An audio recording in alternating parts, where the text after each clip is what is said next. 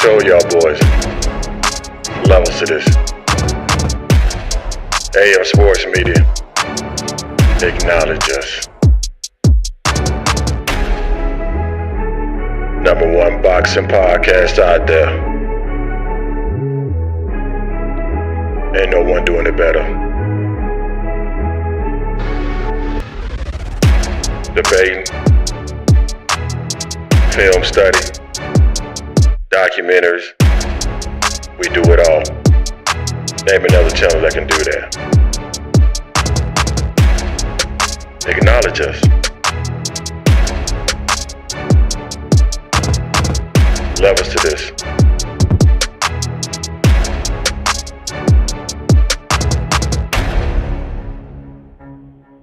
Instagram, Twitter, YouTube, we killing them. Don't matter. Only place you can come and debate. Ain't gotta be worried about getting kicked out. And go one-on-one, mano-a-mano, with the great one. Oh yeah.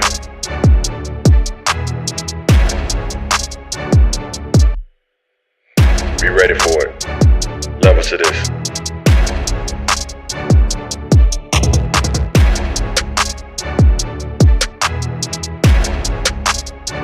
Anybody that wanna come get it, you can come get it. We welcome all debate. Crawford lovers, Haney lovers, Gervonta Davis lovers, Canelo lovers. Doesn't matter. We welcome it.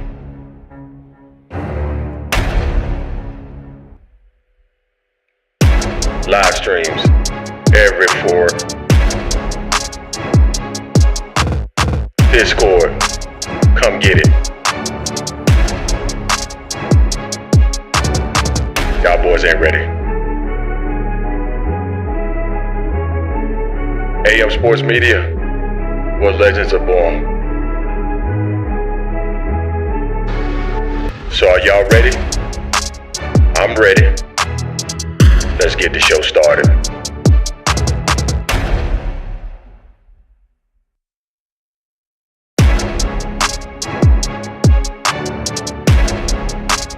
Acknowledge us, bruh. Acknowledge us.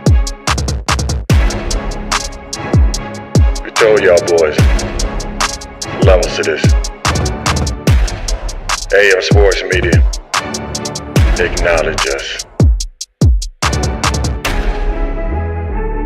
#1 boxing podcast out there.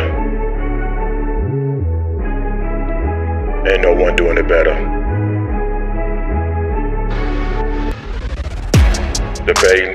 Welcome back to the Angry Man Podcast with Jason and Greg. He is Jason, the chosen one. I am Greg, a legend in my own mind. Jay, what's going on, man? This guy, slow rolling, my man. Slow rolling. Yes, sir. Yep. Man, my video looked like it's a little. I don't know. It looked like it's a little off. But I guess we good. There's a lot of things going on. Yeah, my video just looked like it's a little something. But anyway, welcome back to the channel. As I mentioned before, this is the Angry Man Podcast, AM Sports Media, Jason and Greg, but we always dropping this boxing related content. So yeah, we are excited to be back and ready to go. Jay, it's December 1st. And so we're going to hop into this boxing today. But before we do that, we are going to give love to the people that support the channel, Rock Dog Interactive. If you need anything relative to website design, make sure you reach out to Rock Dog Interactive. And I believe it's www.rockdog.io. And then Nadaj Vodka, www.nadajvodka.com. Best tasting vodka currently out there, African-American owned. You know, a lot of people like out of the vodka business, man. I don't think 50 Cent in it. He used to have, what did 50 Cent used to have? It was, God, what was in that? Because he always he always just plug it on this Instagram. I can't think of the name of it right now, but Jay was in it. He's no longer in it. We got Puffy. Puffy gone, man. Puffy might be up the river. So, yeah, man, go support. Speaking on Huh? I don't mention that guy. Oh, I'm just saying he might be up the river. But, yeah. So, man, make sure you guys go and support that because, you know, I just think it's important that we support African-American owned businesses. And I see Fanboy Killer for life. Same old Errol versus Fundora thumbnail. These ninjas can't be serious. What do you want me to do? Change the thumbnail on every show? Is that what you're asking for? A thumbnail change every show? Fanboy Killer for life? Is that what you need? A change in the thumbnail every single show? Maybe we should hire you to do that, my brother. Anyway, let's go. I could have sworn that Errol Spence and Sebastian Fundora is actually going to be a topic for today, and that's the reason why their thumbnail is still up there, because correct me if I'm wrong, but it says, what's the first thing in the title, Jay? It says Errol Spence has not heard anything on the Fundora fight, hence Errol Spence Fundora thumbnail. Fuck. Like, god damn. Like, do I see? This is where, and then people will start saying that I'm an ass when I start to point out the things that are just literally obvious. They'll say I'm the ass though, because I'm like, hey, let me go to the next minute. Okay, we got 41 people in the building, 14 likes. If you get the opportunity, make sure you smash the like button or the dislike button if you don't like the content. But make sure that you are engaging with the content. So we got 41 people in the building, man. Smash that like button so other people can find this content. You know, it's the dog days of boxing right now. There's not a lot of fights going on, so people are not as aware of some of the content that's out there. So make sure you smash that like button so people can find that content. All right, Jay. Let's go, man. Where you want to start? Let's see who we got in the chat real quick. ASVP TV, what's up? Tunnel Vision. Who else out there? Looks like 2 Cent, Lil J, All Things, Andre Noble, NHA2, Half a Milli, Hannibal, what's good? Indian God. Let's see, what's up? All right. So, get these out of the way real quick. So Frank Martin said, stop mentioning his name because people mention his name at 135. Said he's moving up to 140. I'm happy he is moving up to 140. I just want to see Frank get back in the ring and see what he's going to look like at 140 and after his loss and see what he learned in that Tank fight. You think he should be up for running for anyone in particular at 140, or you just want to see Frank back in the ring, or you think he's just out there just chilling right now? You think he's going to be back in the ring, let's say, first quarter next year? I don't think Frank should be in line for anybody particular at 140. Now, if he does jump a line and get an opportunity to face someone, then that's perfectly fine. But, like, Frank was not a champion at 135. So why would we want to see Frank just jump up and get an opportunity at 140 outside of his name recognition? I appreciate you, man. ASVP TV to hit us with the $9.99 support black businesses, man. I appreciate it, bro.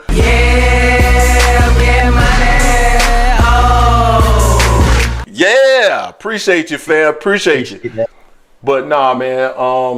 I just feel that, you know, there's no reason for Frank to get the opportunity to just skip the line and move up like that, bro. Like there's Frank ain't do nothing at 35. Like if Frank had a title at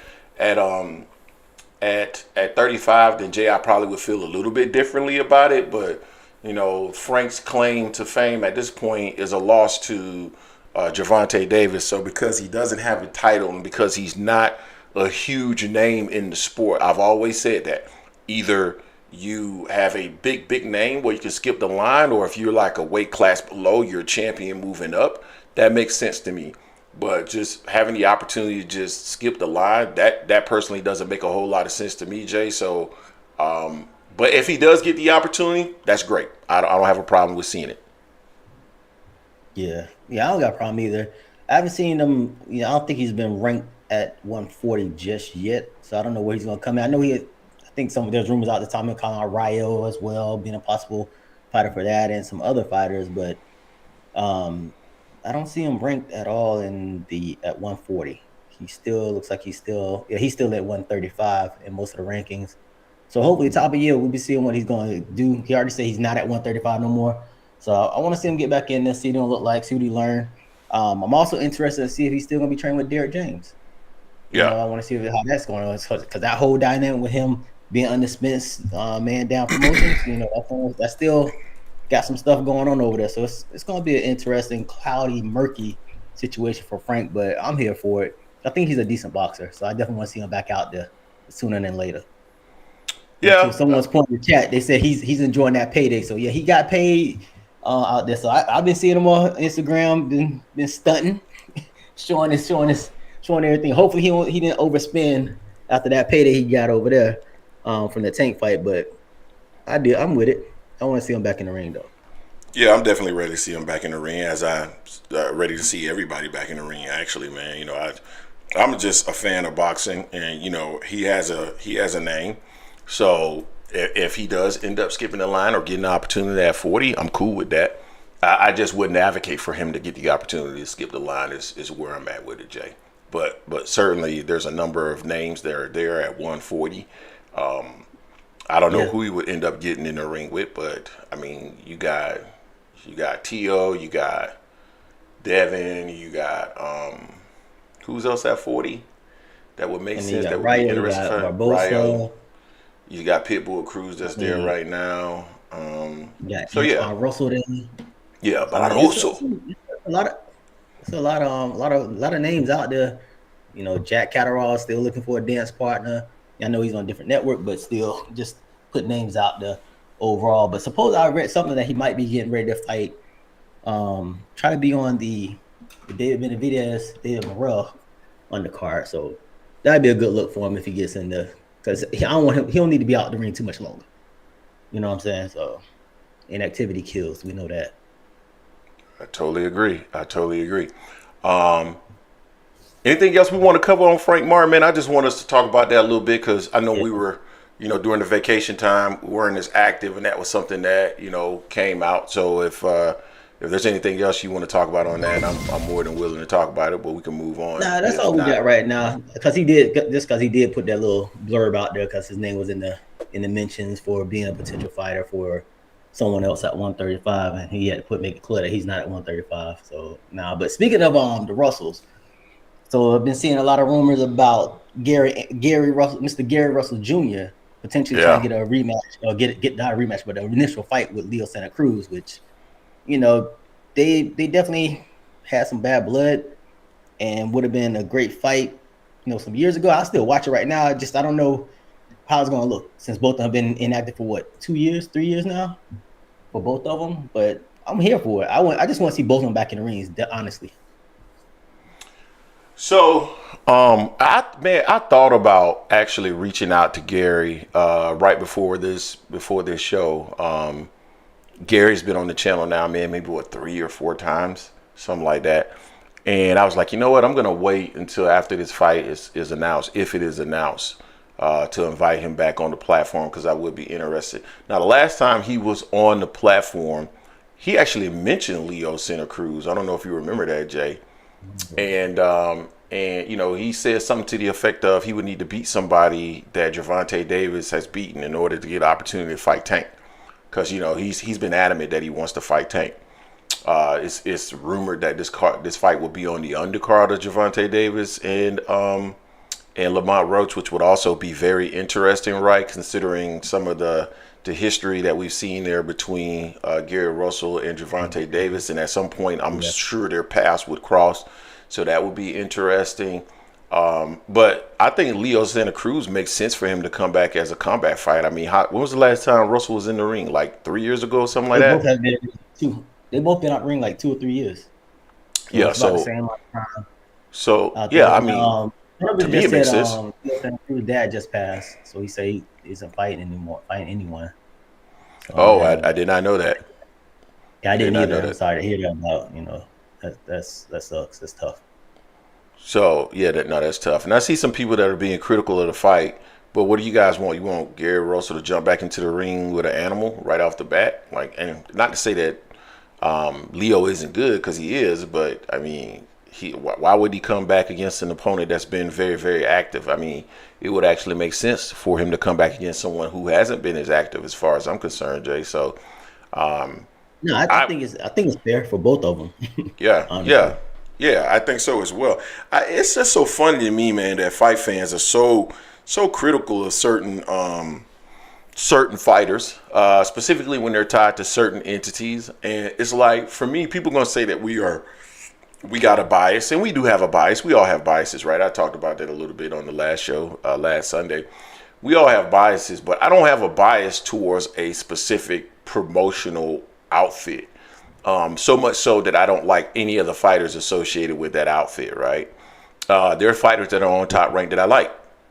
There's fighters on PBC that I like. There's fighters that are associated with Matchroom that I like. It's going to be one fighter that we talk about today that's associated with Matchroom who I particularly like. And we got so many fight fans that are like, have these promotional loyalties as though like, I don't even understand it. Like, I like specific fighters. I'm not a fan of a promoter or a particular outfit.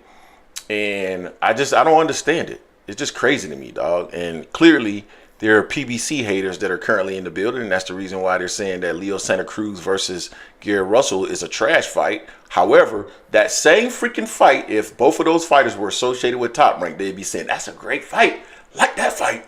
Woo! Or if it was on Turkey, if that was on a Turkey Al-Sheik card, boy, Turkey know how to do them, don't he? He knows how to do them. So it is what it is. Y'all groupies Fanboy, for PBC though. Fanboy killer say we groupies for PBC. Oh, brother. Man. But we watch all boxing. Who's one of your favorite fighters right now, Greg? Vergil Ortiz. Is he a PBC fighter? No, he's Golden Boy. Jaron Ennis. I love Boots. Boots is Matchroom. So I mean, Abdullah Mason is Top Rank, and we love him. We like Keyshawn Davis, and he's Top Rank. I think he he's talking a little much, but we like Keyshawn. We like the way that he talks. But yeah, we're just PBC groupies. We just like PBC fighters. Okay. Yeah, that's all that we talk about. That's the only people we support. We don't we don't watch any other fight neither. That's all we watch is stop it. We're fans. All right, man. But yeah, I would like to see Gary, and certainly I'll be reaching out directly to Gary if the Leo Santa Cruz fight is made, to get him on the platform so that we can talk about, that fight and what, why is that the next right move for him, so forth and so on. So for sure. All right. What's next, Jay? Let's go to another promotional company, since they say we're just PBC guardians and all this stuff. Shakur Stevenson. He may have a dance partner. The most recent tweet from Kid Austin's dad, they got the contract back, that it's been signed. So he has a dance partner for February, appears. Now I haven't seen Shakur tweet anything regarding that, but he tweeted earlier today or late yesterday that he signed a contract. So I'm like, okay, he got it done. So here we go. Shakur Stevenson versus the prospect Floyd Kid Austin. What you think about that? You think it's a good thing, or what's up with that? Listen, and I've talked about this in the past, and I've been very consistent, although people do not like to give me my props for the level of consistency that I show. But I've been very consistent in the fact that I don't have a problem with Shakur Stevenson's next fight. I didn't have a problem with Joe Cordina. I didn't have an issue with if it was going to be Kambosos or any other fighter, Lomachenko or any other fighter, because who is he going to fight? You know what I mean? Like I understand. But who are you going to fight? I understand that boxing isn't as simple as guy A is available, guy B is available, and the fight just to be made.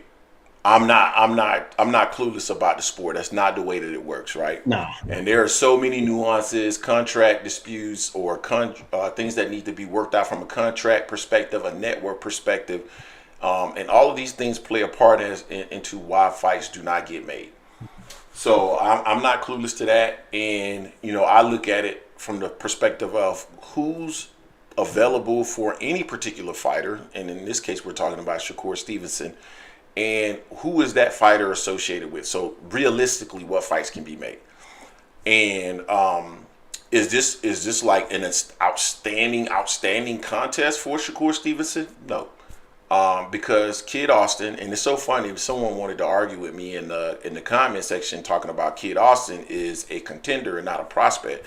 Well, I'm just referring to Kid Austin as a prospect because his promotional company referred to him this Thursday as a prospect. So I don't know what the hell he's talking about when he said that, but it is what it is. And we got 71 people in the building. Please smash the like button. But it's a fight that can be made. Kid Austin is calling for the fight. And I don't have a problem with seeing the fight. I really don't. Just like I don't have a problem with Lamont Roach versus Gervonta Davis. My biggest issue, Jay, is with the fans because there's a level of inconsistency as it relates to these opponents. Again, I will use Frank Martin as an example. When Frank Martin was announced that he was going to fight Shakur Stevenson, everybody that I knew that was on this platform thought that that was a great fight for Shakur Stevenson. They loved it. Yep. Now, he turns around and he fights Gervonta Davis, and all of a sudden, Frank Martin is a prospect. This is not a good fight, so forth and so on. How is that possible? And then what they'll say is that, oh, Tank is just a prospect, and Shakur Stevenson, quote unquote 30-year-old prospect, and Shakur Stevenson is this accomplished champion that has done XYZ in the sport. Well, wouldn't you hold an accomplished champion that has done so much in the sport to a higher standard than the guy that you're calling the 30-year-old prospect? So then what's the problem? I'm confused. Yeah. It doesn't make sense to me, dog. So you about to say something? No, go ahead. My bad. I want to mess you up on that. Yeah. I don't want to mess you up. Yeah. So for me, those types of things, they literally make absolutely no sense to me. Why we're taking that stance. I'm fine with either one of those fights happening. I don't have a problem with either one of those fights. But if we're going to have vitriol for one, then we need to have vitriol for the other. If we're not going to have vitriol for one, then we don't need to have vitriol for the other fight either. And that's my point. That's the only issue I have with the fight. Now, do I think Kid Austin will be competitive? I don't. I don't think he's going to be competitive because I think he's too junior. Now, do I get why they believe they can go into that fight and win? I do. I do understand why they believe that they can win. Because I think that they feel that Shakur doesn't necessarily bring any pop to keep him off. And if that's the case, then they think they can be very aggressive and potentially win the fight in that manner. I don't know. I'm not going to say that Shakur doesn't have a chin. I've never seen Shakur in the ring seriously hurt. But I believe that's their logic in terms of them believing that that fight can happen. We put a poll up here, Jay, about 3 hours ago. How do you feel about Shakur versus Kid Austin? 19% said, well, let me give you the options. It said great competitive fight for Shakur, interesting and compelling fight, easy work for Shakur. Shakur should be ashamed about the fight. 19% said great / competitive fight for Shakur. 27% said interesting and compelling fight. 38% said easy work. And then 17% said Shakur should be ashamed about the fight. So roughly 55% of people believe that this is on the easy side for Shakur so far. Easy work, or he should be ashamed of the fight. So it is what it is. This is the poll, not me. We'll talk about the other poll here in a bit as well as we go into that topic.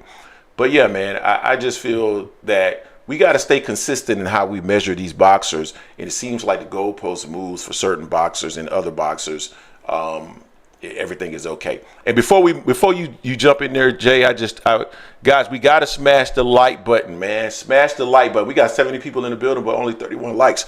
Smash the like button. I need y'all to get the likes up, man. Come on, man. Support the channel, support the grind. Need y'all to get the likes up, man. My thing with the way they try to put it on, say, "Oh, Tank fight Lamont Roach is a horrible fight." I'm like, Lamont Roach wasn't Tank's first choice. He was like his fourth. Mm-hmm. Who was Shakur's first choice at 135? It wasn't Tank. It was Joe Cordina. It was Joe Cordina. Joe Cordina. Joe Cordina. Let's be fair. Let's be fair. He was doing what? He was moving him up, right? Up and yeah, he was moving him up, and he got a pass for that. TKO loss, right? Yeah, he got a pass. Now Lamont Roach is a champion at 30, moving up, and had already fought at that weight class and above. That was an issue, but Shakur Stevenson moving Joe Cordina up after a loss, that's no problem. Yeah, that's shit that gets me right now. I'm sitting like, come on, man. I wanted Shakur when the whole Joe Cordina crap was going on, and the whole rumors about Zepeda, whether he ducked him or whether he supposed Zepeda seems already said they wanted to fight in November, not October. And Shakur told him he wanted a tune-up fight. Which I'm like, dang, dude, you just fought old boy, Artem. He just fought Artem. So how many more tune-ups do you want, man? It's just like it's ridiculous for me with the way I was moving on that. But with Kid Austin, I'm okay with it because he's a champ, not a champion, but he's undefeated. He's young. He ain't coming off a loss. He ain't being moved up. Shakur is going to handle him, I think, quite easily. But just want the same energy on this because they're trying to compare this fight to the Lamont Roach fight, and they ain't the same. They ain't the same. I mean, Kid Austin is ranked in 3 of the 4 sanctioning bodies, top 3 and top 12, at least in 3 of the 4 sanctioned bodies. He's not ranked in the top 15 for the WBC, which is Shakur's belt, though. Mm-hmm. That's the only thing on that. So, but I'm happy. I watched the fight. You know, I want to see it. I don't think Kid Austin has the skills yet, or the experience, or the boxing IQ to beat someone of Shakur. But we'll see. We'll see if that power he has, if he can land it, how Shakur responds to that. But I'm with that. I'm not gonna hate on that fight there. I'm happy for that fight compared to a Joe Cordina. I put it to you like that. Facts. But let's go ahead and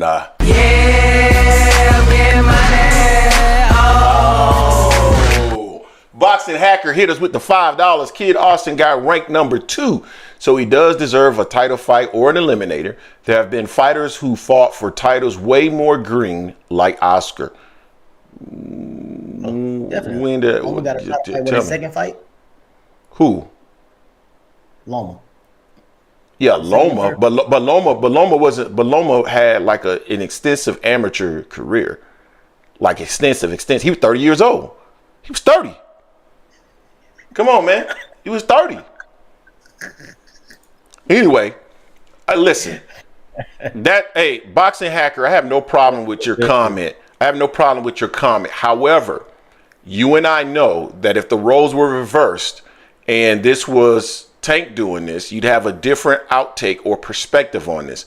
And that is what I've been talking about. The difference in the takes as it relates to similar situation is just unreal to me, Jay. It's unreal for me. Man, it's wild. It is. So, man, we run through these topics pretty quickly, man, because I don't really got much else to say about this. I mean, anything else you want to say about it? Cool. Nah, that's good on. I'm good on Kid Austin. I want to see what Shakur says. See if he says it's signed, sealed, and delivered. So then we can really get to seeing how this fight is going to take. But didn't he just say he signed it? He said he signed a contract. I don't know. Maybe I'm reading too deep into what he tweeted, but he just said I signed a contract, but he didn't say what it was for or anything like that. So I'm like, All right, man, and of course my girl is in the building. Money. With the $10, thank you, 2 Cent Boxing. What's up with these fighters ducking fights, then moving up and calling a smaller fighter a duck? The narratives always change for their favorite fighter. Tank over all of them. The Tank hate is sickening. Ooh. facts. Wow. Ooh, she hit him hard there, Jay. All right. Where was we about to go there, man? Oh, I'm sorry. I was just looking up some bad news. Yeah, it's tough. I was just looking up some bad news there. It's not boxing related. But anyway, all right, let's go. Where do we want to go? But before we go there, guys, we got 79 people in the building and only 36 likes. Man, we gotta smash the like button, man. This is how people are gonna find us, you know. Big Supreme asked in the comment section, he said, or in the Discord, he was like, why doesn't 2 Cent go live more often? And I told him, I said, you know, the lives are a big commitment, man. They're a big commitment. It takes a lot of time to do a live, doesn't it, Jay? And so we need y'all to support, man. We need y'all to smash the like button, dog. Like, that's an easy one for you to do. Smash the like button for us, fam, so other people can find us. That's how we grow our channel. That's how you support us without actually giving us a contribution or anything of that nature. Now, we definitely welcome the contribution for sure, but that's how you contribute without actually giving any dollars. So, guys, smash the like button, man. Don't make me keep. Need y'all get the likes up, man. Come on, man. Support the channel. Support the grind. Let's go, man. Let's go. We got 86 people in the building. Still only 46 likes. Smash the like button. Smash it, smash it, smash the like button, guys. Smash the like button. It's easy. And it's free. And it's free. It's freaking free. Smash the like button. We got 86 people in the building. Smash the like button. Come on, let's go. All right, Jay. So we got a couple more topics. A couple more. So this was funny because I saw people chiming in on the comment section. The pound for pound rankings that was up. That was voted by the viewers of the channel. not you. But for some reason we catch strays on that. Like, we don't know what we talking about and all this stuff here, but we weren't the ones that voted on it. So the pound for pound number 1 was Bud. You know, but people had issues with other fighters on. Do you have the list handy? I do. Let me pull it up here real quick. I will pull it up and I'll share my screen. Hopefully, because I don't know if my internet connection is kind of slow or something, but yeah, something's acting weird here.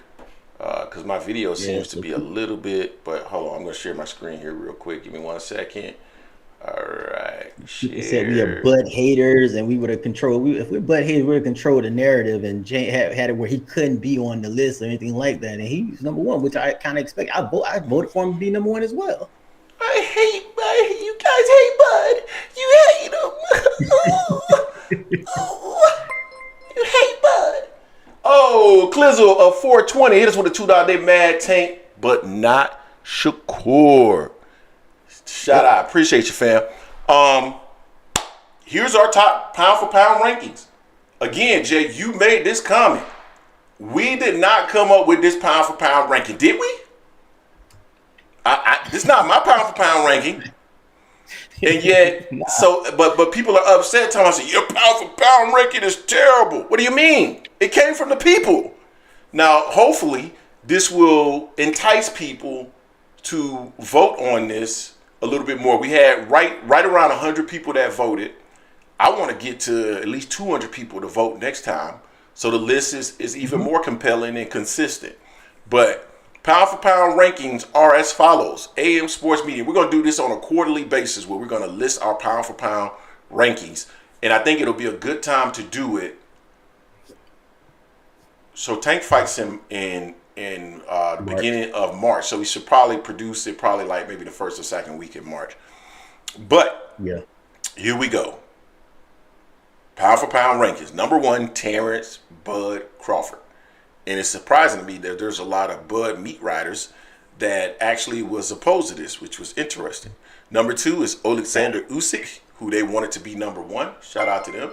Jerry Shoriano just hit us with the $2 chat. Let me know if you think, if you need to hate me today. I don't know what that means. Number 3, in a way. Number 4, Artur Beterbiev.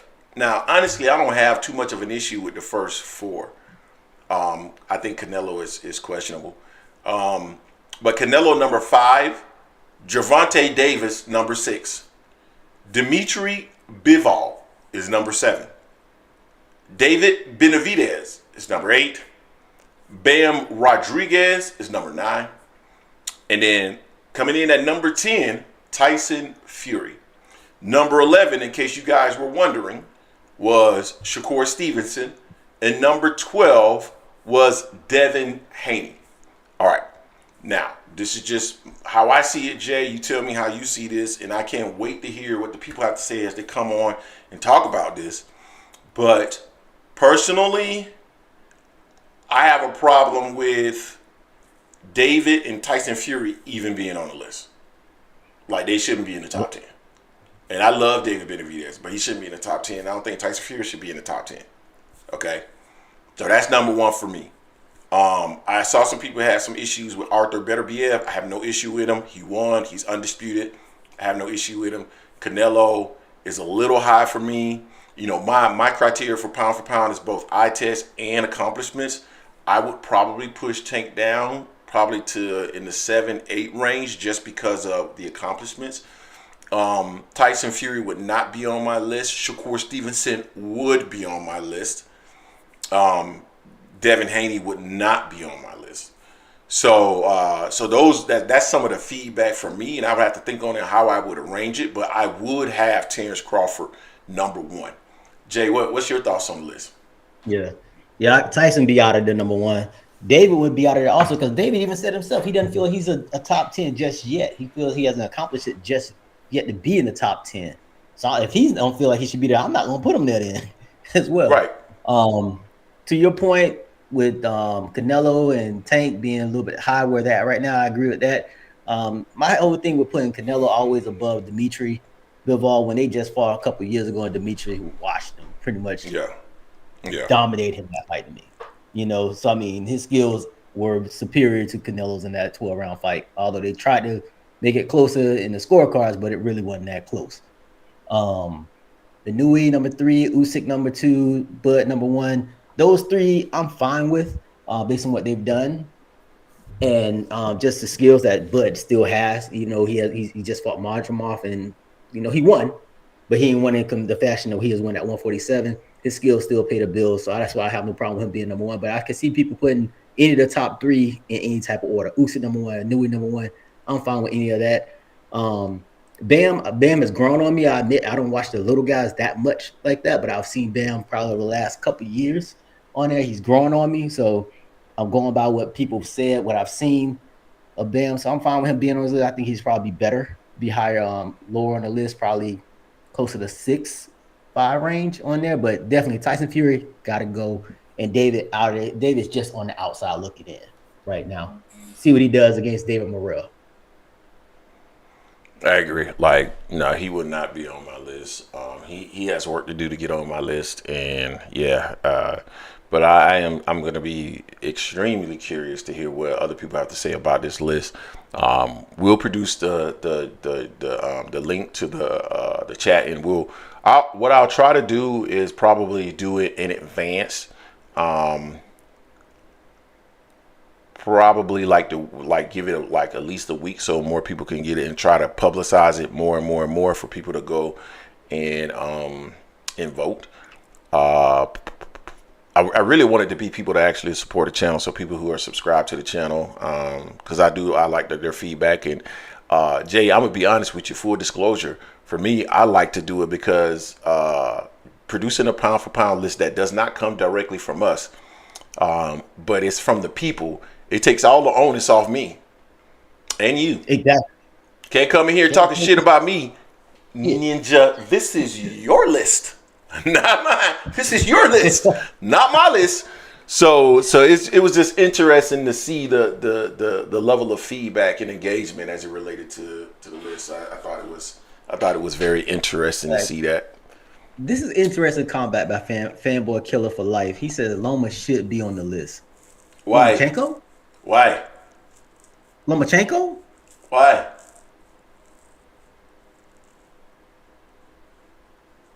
Creole the Traveler says, shout out to the people. Exactly. Shout out to the people, man. This is the people's list. AM Sports Media, whether you guys like us or not, whether you can't stand me, because I know all of y'all like Jason. I know the majority of you hate me. I know you hate me. I can tell by some of the responses that I get. You and I know, man, I'm an acquired taste. Either you love me or you can't fucking stand me. And that's fine. But we are for the people. Nobody can deny that shit. Right? I mean, Jerry comes onto our platform. We are diametrically opposed to each other. We are like oil and water. We are like the opposite sides of magnets. But he's on the platform, right? He gets to come on and talk his talk and do all of that stuff, and everybody else does as well. So we are for the people. You guys can at least admit that when you go into the comment section and you rip me, saying I'm a dumbass and I'm this and I'm that and I suck and this, that, and the third. And I saw somebody use the term spear chucker today, Jay. I had to go delete his comment. Cat said spear chucker. I said, well, damn. Hey, Jay, you know what's funny about it? I started laughing at first. I was like, hold up, isn't that a slur? Because I hadn't heard that in so long. So yeah, that's what he said to me. I was like, wow. But you know, it's anyway, like for us to do more things like this is great for the people because it's a boxing community, man. Boxing is a tough business for the fighters already, and it's even tougher on the fans as well because everyone has their own opinions and everyone has their bias. Some people are just strictly PBC haters. Some people are just strictly butt lovers or Devin Haney lovers or Tank lovers, whatever. And then they come together and we talk it out. We talk it out like we had a cookout. You know, I agree. So that's what I love about it. I love the fact that everyone comes in here, gives their different opinions. You know, we ain't gonna always be right. Y'all gonna be wrong. We're gonna be wrong. But we come in here for the betterment for the sport of boxing. That's what we're here for. I agree. I totally agree. I don't know if people have noticed, Jay, but we actually got a new background. Yeah, we got a new background back there, man. It looks real nice, man. I did it right before the show, man. I just try to add a little pizzazz every once in a while, man. Give the people something different. You feel me? Give them a little something different, man. You know what I'm saying? Gia Barry Howowitz. You damn right. I'll give myself a pat on the back because a son bitch who I partner with will not. All right, we got 84 people in the building. We have 49 likes. Don't look behind or to the side, motherfucker. I'm talking about you. We got 84 people in the building, 49 likes. Make sure you smash the like button so people can find the content. Gentlemen, ladies, it's free. I've been seeing a lot of ladies on the platform here lately, Jay. A lot of tighten up, Greg. What did I do wrong? What did I do wrong? I've been seeing a lot of people, a lot of ladies in the comment section and the live stream, man. I love when the ladies come by. That's amazing for me, seeing women that support the sport. So I see a lot of women that come in, and every woman I've ever seen that's in the comment section, Jay, outside of 2 Cents Boxing, hates me. Everyone, they come in, they hate me. They say, and they always speak specifically about me. I can tell they either say the ninja with the lips or the cat with the beard or the motherfucker that think he's smart and all that other stuff right there. So I know they're talking about me. That's fine. If you guys hate me, that's fine. I'm not sensitive, so it is what it is. You ain't help yourself last week neither. You know that, right? Right. You ain't help yourself. What did I say? Week. Oh, talking about what I'm talking about, Clarissa? Yeah, you ain't help yourself at all with that. I was trying to pull you back in. But you said, fuck it, I'm out. Yeah, 2 Cents. They say that about me. You know, I'm not. So first and foremost, I got some of the sexiest lips in America, so I'm not even concerned about that. You know what I'm saying? I'm pretty. I'm real pretty, but I'm not sensitive. I'm not sensitive when people, when people have comments that they have about me and all that other stuff. I'm not sensitive, so it doesn't really bother me. But yeah, the ladies hate me. Outside of 2 Cents. And Barbara D doesn't hate me. Barbara D loves me. But outside of Barbara D and 2 Cents, no, there's some other ladies that like me too. I just haven't seen them in a while. They don't always comment, even though they're on the live. But yeah, for the most part though, man, the ladies, I might be half. There's some ladies that like me, and some ladies that hate me too, though. Some ladies that hate me. All right. Big Supreme hit it. He said it right. Pause. No Auntie Schofield. That's what you sounded like a little bit. You a hater, bruh. You a hater. Don't get mad because I love me. Don't get mad because I love me. I love me, and I got confidence in me. Don't get mad. D-Town Funk say high IQ Greg. That's right. Mr. 125, and I've proven it. But anyway, all right, Jay, let's and that's another reason why people hate me. Let's go, Jay. Is there anything else that we want to cover in regards to this particular topic? Yeah, we got one of the biggest things. Well, two of the biggest things. No. I know that. I'm talking about the pound for pound list. Oh, nah. All right. We're pretty good. Let's on go. That. Yeah, so since people were talking about thumbnail, as soon as we start the show. Can we pause real quick before we go there? I want to ask a question to you guys. Because I feel like Jason and I have the greatest personalities on YouTube boxing today. I know some people are going to say it might be, I know a lot of people like a cat named Southpaw TV. I've seen his stuff, but I don't really, I don't even know I don't know what he looks like or anything like that. Does he come on camera? Was he the one that was trying to fight? Was he the one that was trying to fight Greg Hackett? I don't know. I have no idea. But what I was about to say is, and I know we don't show this on our standard videos because our standard videos are very professional. I urge people to come see the live stream because I think the live stream you get the opportunity to see our personalities. And I think my personality is a lot different than what people think it is through videos. But yeah. Well, what's y'all thoughts on that, man? I think Jason and I display the most personalities on YouTube relative to boxing. My opinion. Yeah, Sop was the one that was trying. He's in Chicago. He was the one that on Greg Hackett trying to fight. He wanted to fight Greg Hackett. Why didn't they fight? Why didn't they fight? I don't know. I know because Cigar Talk was trying to set it up. Him and Greg were talking for a minute, and I don't know what happened. I think they're picking at Southpaw saying he can't leave the city for whatever other some personal reason, whatever. So Greg and Najee were trying to set it up in a safe environment so they can do it or whatever, but it didn't pop off. Yeah, we got some people commenting in the comment section. They saying I'm not gonna say the negative stuff. Hey, Jason Williams, go to hell, my friend. Go to hell.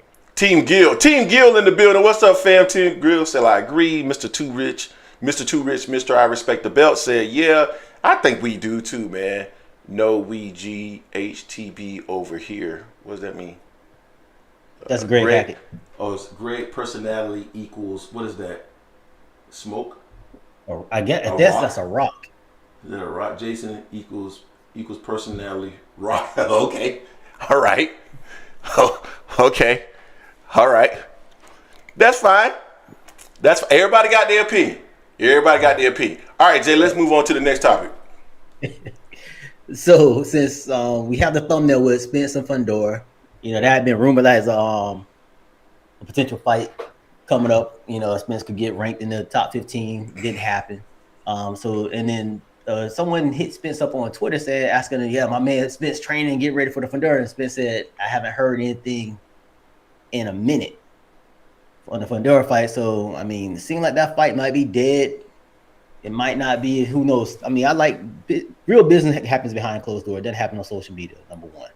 We know there's some complex issues with them not putting Spence in the top 15. So Fundora may lose a belt because of that, which if I'm Fundora, I'm not going to fight him because I want to keep my belts. I can get that payday.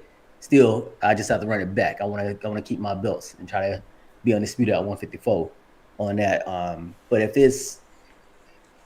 it's not a good look because we seen Spence with Frank, and Spence like he was in good shape. He looked like he was in good shape on that, on that video with Frank and everything. But it's just a lot going on. We'll know who Spence his trainer is, where he's at in that, and there's a lot going on that side. So I don't know if it's gonna happen. I mean, Spence saying that, it got me thinking like it's being pushed back or something. So I mean, I don't know. I want to see what Fundora has to say next. It's interesting that Spence is saying that he hasn't heard anything in months. I don't know if that was in reference to like PBC, which would then lend itself to rumors that have been out there that we have not addressed.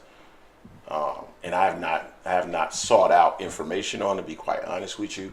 Or I don't know if that's, in relation to talking to Tom Brown, whether that's any direct contact with Fundora's team. I don't know what that means.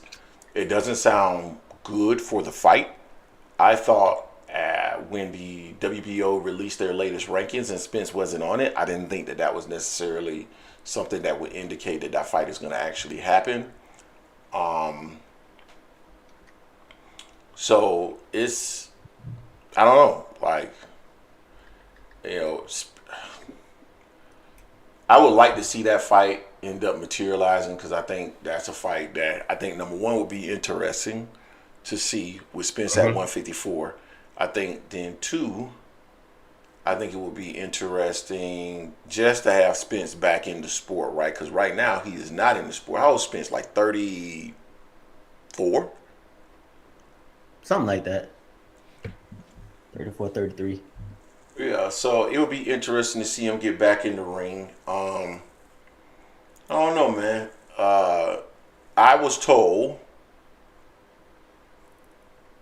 that we should expect some things coming out for PBC earlier in the year. I have not reached out to any contact to see if that still holds true. We are in December now, and we still haven't really heard much about the Q1 schedule. Now, I will tell you this, and I was told this by somebody who is reliable, who would have knowledge of this situation, that PBC was not very keen on releasing all of like these long schedules. We're gonna have a fight here. They were never keen on that. That was a Showtime thing. Showtime wanted that, and not necessarily PBC. And I don't think Al was ever keen on having these long runways of fights that were announced. So that may be a part of the reason why we're not seeing what, you know, we would think we would see at this point. But at least, I would call it 5 to 6 weeks ago, I was told that PBC would have a number of fights in Q1, like Q1 in the beginning of Q2 of 2025. So I don't know what that means for Errol. I don't know what's going on with Errol. I have not asked. I have not tried to find out. Because I don't like to exhaust resources, right? I don't like to continuously call somebody and say, hey, man, I'm hearing this. Can you... Even though they have extended that to me, I don't like doing that. So I only do it when I feel like, you know what I'm saying? Like, we're at a stage where it makes sense and I want to ask that question. Yeah, but you know, also with Spence, they already have a pay-per-view in March 1st, pay-per-view in February 1st with David.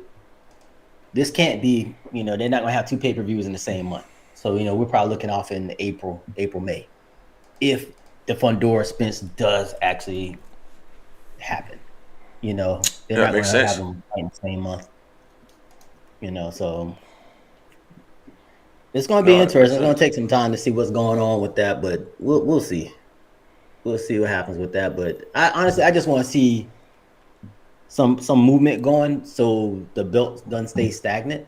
You know, I want Fundora to get back busy again. If Spence is going to be back fighting, I want him to get back in the ring as soon as possible and get back in there seeing what he is, you know, seeing if he really wants it or where he's at. You know what I'm saying? It's been a while since he's been in there. He's dealt with an injury and everything, dealt with some stuff with this, getting a new trainer and whatnot. So he had a lot of moving parts going on. And he has a promotional company with Frank Martin. So whatever he wants to do, man, I just want him to put it out there, let people know what's going on with him and move on from there, you know. But Fundora got to get busy. Jason Williams said Greg has PBC sources. I do. I have sources tied to PBC. I have sources that are tied to other entities. So yeah, that's what happens. Jason Williams, when your platform has grown to over 18,000 subscribers. Yeah. A lot of contacts. Yeah, contacts just start to happen. Don't hate the player, hate the game. Okay. All right, Jay, and we got one last topic that we want to talk about, right? And this is the one everyone was asking about. I know Team Gill said was wondering if he had missed it. You ain't missed it, Team Gill. We ain't talked about it yet. Push it back for you. Yeah. See, that's what I'm talking about right there. I'm gonna get. Hey, did we give Jason Williams a wrench? Because we just can't kick him out like that now, huh? I guess we just can't. I'm just playing. Jason Williams has been around this channel since this damn channel damn near began. Like at least within like a month. Within a month of us being around, Jason Williams was around. So you'll never get the boot, unfortunately. Hey, Greg. So Motorsports said all Greg fighters he picked is shit. The laughing emoji. Say what? Motorsports says all Greg fighters he picked is shit. I'm trying to find where he at. I know more. Motorsports has been around for a long time. Oh, there we go. I fuck with he been around forever, yeah. Was talking all he this just posted boots. He said he asked with Greg, but bro was talking all this boots, the boogeyman. This is what we getting on. We get to Motorsports. So that's not true. That's not true. That's your interpretation. We'll talk about what I've said in the past, but that's not true. Let's go.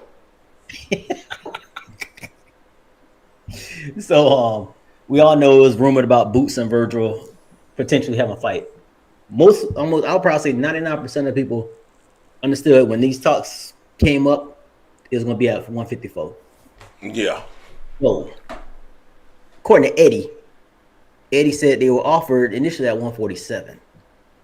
Then all of a sudden it changed to 154. The issue is, if Boots goes to 154, will he retain his IBF belt? And supposedly he will not. He would be stripped. Although he just fought his mandatory in Quran.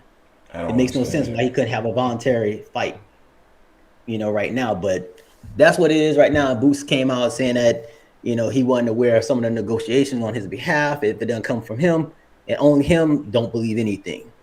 So we put a poll out there and we're asking, whose fault doesn't make Boots look bad. Most people are saying Boots is a duck. I'm not going that far and says he's a duck on that because I don't think he's scared of Virgil. I really don't. But he needs to get his business, get his team in order. And he's dealing with Eddie. We've seen Eddie do this before with other fighters that he's had. I just hope Boots doesn't become Andrade 2.0. What's your thoughts on the whole deal with Boots? This Boots, Vergil Ortiz. Matter of fact, Virgil's your favorite fighter, so I know you're probably saying he didn't want that smoke with Virgil, although Virgil did supposedly duck him way back in the day. In 2021, I believe it was.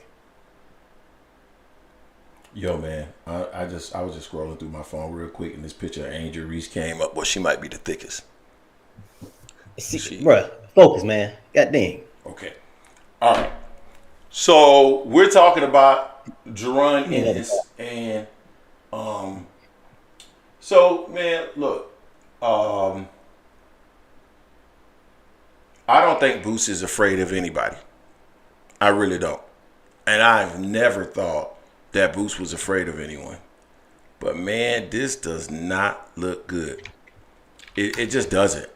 And, this isn't me trying to be negative about Jaron Ennis, because again, that I love Boots.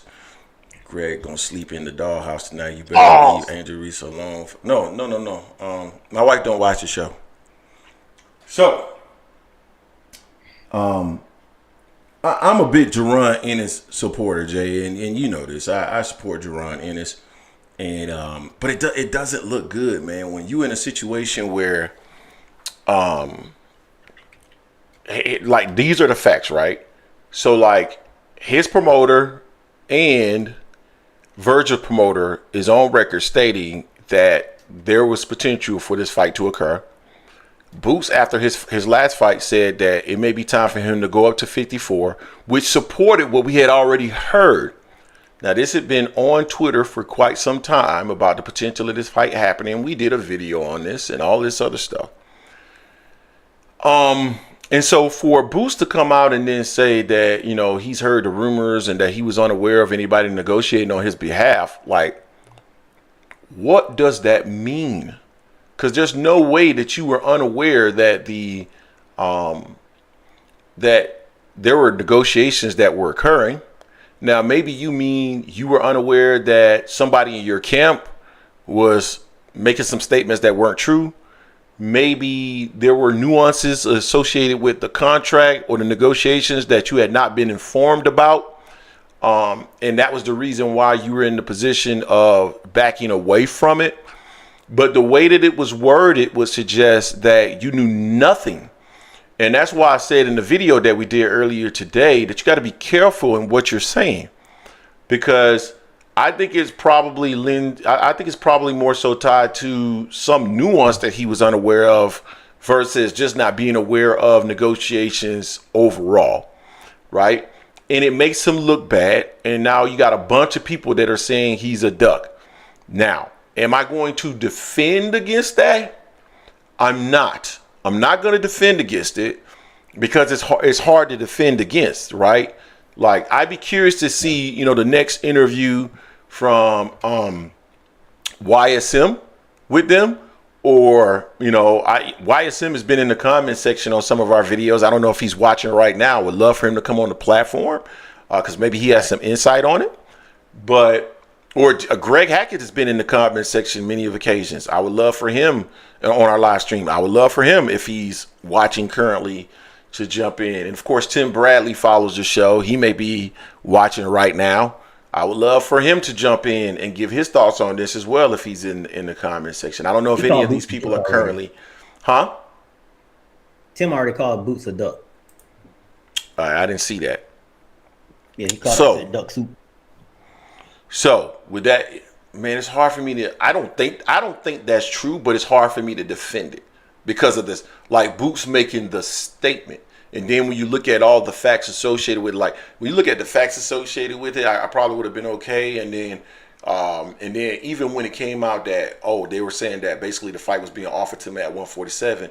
Okay, maybe, but that's even weird for me with Eddie Hearn saying that, right? Because we know that Vergil Ortiz had a condition that they believe was tied to the fact that he was at 47. So why would he try to come back? He tried his last two fights that he tried to fight at 47. He got sick, so he moved up. So I don't like that. That's hard to believe. And then when you come with the statement afterwards that you didn't have any idea, that makes you, which I don't think that's exactly what you meant, but it just doesn't look good. It doesn't look good. So we'll see what he says next, but I want 2 Cent to join the panel, because when I was saying that I believe that there was a disconnect in terms of promoter and boxers talking to each other, specifically Boots and Eddie Hearn. And it was like, no, it's all on Brian Norman. Brian Norman just don't want the smoke. And I was like, I don't believe that that's the case, because I'm in the A. I've been told by people that they like that fight. And that they think that they beat Boots. And that Boots is not what people think he is. And this was before his last fight. So, I just thought, there was a pot. I didn't think neither one of those guys were afraid of each other. And I don't really think in general fighters are afraid of each other. I just think that there's a lot that goes on with promoters and managers and all that other stuff. And fighters may not always be on the same page and so forth and so on. So that it is what it is. Yeah, well, Indian guy said, so Greg Hackett was live last night, and he said Boots told him personally on the phone that don't believe everything you see. I did not negotiate that fight. So, I mean, that means there's something wrong with your team. Yeah. I.e. Eddie. Eddie is the issue on that. Now, I also read something that said that the fight was initially offered at 147. And that was being pushed by Turkey. And we know Turkey in the past has offered some weird-ass weight restraints for certain fighters, like they've been in videos at 160. Makes no sense like that. Now, if Boots turns around, his next fight is not against also, speaking of Eddie, so Eddie is always on record saying that he's trying to get a fight with Barrios versus Ben for Barrios' belt. That makes no sense to me when that's what Boots been trying to do. So Eddie is pulling some BS by already trying to get in negotiations with Barrios, when if Boots ain't fighting Virgil, he should be fighting one of the other champions at 147. That's the only way to get people off his ass saying that he wasn't ducking. Because then it shows that he's trying to unify and be undisputed at 147. If that ain't the case, something's smelling. Something smells, and it's not good right now. It's not a good look for Boots, but I'll wait for Boots to come out with more to speak on, more outside him saying that he's going to make a decision whether he's going to stay at 147 or 54. But the ship is already set supposedly for him fighting Virgil, because Virgil already moved on and supposed to be possibly fighting with Xander Zayas. So that's, if he's not fighting someone else also is of that caliber of Virgil at 54 next, if he goes up there, it's going to really look bad. Yeah, man. So let's talk about the poll that we posted, man. We did this poll. This was probably, I would call it maybe 5 hours ago. Let me see, 7 hours ago. And currently it's sitting at 727 votes. It said Boots versus Virgil fell apart. Which statement most closely aligns with how you see it? And the options are: Boots is ducking Virgil, Boots is not ducking but looks bad, Eddie Hearn is at fault here, Boots' career is being wasted. Okay, 44% said Boots is ducking Vergil Ortiz. 26% said Boots is not ducking but looks bad. So overall, this just looks bad, right? You talking about 70% of the people are saying that this just, in some way, shape, or form, looks bad. Eddie Hearn is at fault here, 13%, and Boots' career is being wasted, 17%. Yeah, it's just not a good look, man. It is not a good look. Not a good look. All right, Jay. With that being said, let's go ahead and open up the phone lines. Yeah. So, I mean, I get if he found out that, hey, if I go to 154, I can't keep my belt, and he's not fighting anyone for a belt right now, it doesn't mean beating Virgil is not going to set him up automatically for a title shot. You know? So, I mean, that's what he wants to do, and that's what he needs to say. But he said different things, and people, that's what people, I've been seeing all the clips after the Karan fight. He said he'd fight anyone. He might go to 154. He'll fight the names at 154 and all, you know. So it's just a lot out there. He just needs to try to clean this up as soon as possible. We got Walt in the building. Walt, what's going on, man? Dude, I've had steam coming off my head for like a day now. Mm-hmm. Like, and I've listened to you guys earlier today talk about giving them all these excuses. Listen, we've all seen it. Y'all listening to me right now? Yeah, I'm in. Deserve. We've all seen, right? Boots try to negotiate, try to fight Norman Jr., try to fight Stanionis, and try to fight Barrios. And none of them wanted to fight him unless they got big money. So you know they're not going to fight you. If you saying you want to be the superstar, you go fight Virgil. Why would you even turn that down? If y'all all saw what Boots like at that weigh-in, he's struggling to make 147. No matter how he makes it, he makes it. But you can see he's a little depleted at that weight class. And y'all know I like Boots, but there's no excuse for this. If his next fight is against Cody Crowley or some fucking Euro bum, and telling us, oh yeah, the other dudes don't want to fight me. If they don't want to fight you, you go fight Virgil. This is a fight that we all think he could win. Why would you, unless you don't think you could win, why are you not taking that fight?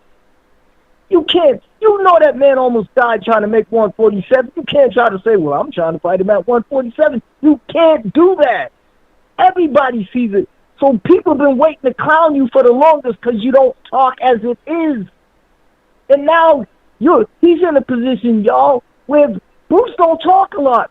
Are we going to wait for him to come out on YSM in a couple of days going, yeah, man, ain't nobody really wanted it, man. I just, I'd fight anybody. Like they always say, he had this weight in front of him.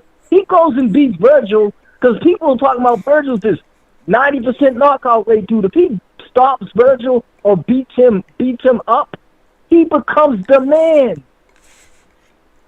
Yeah. It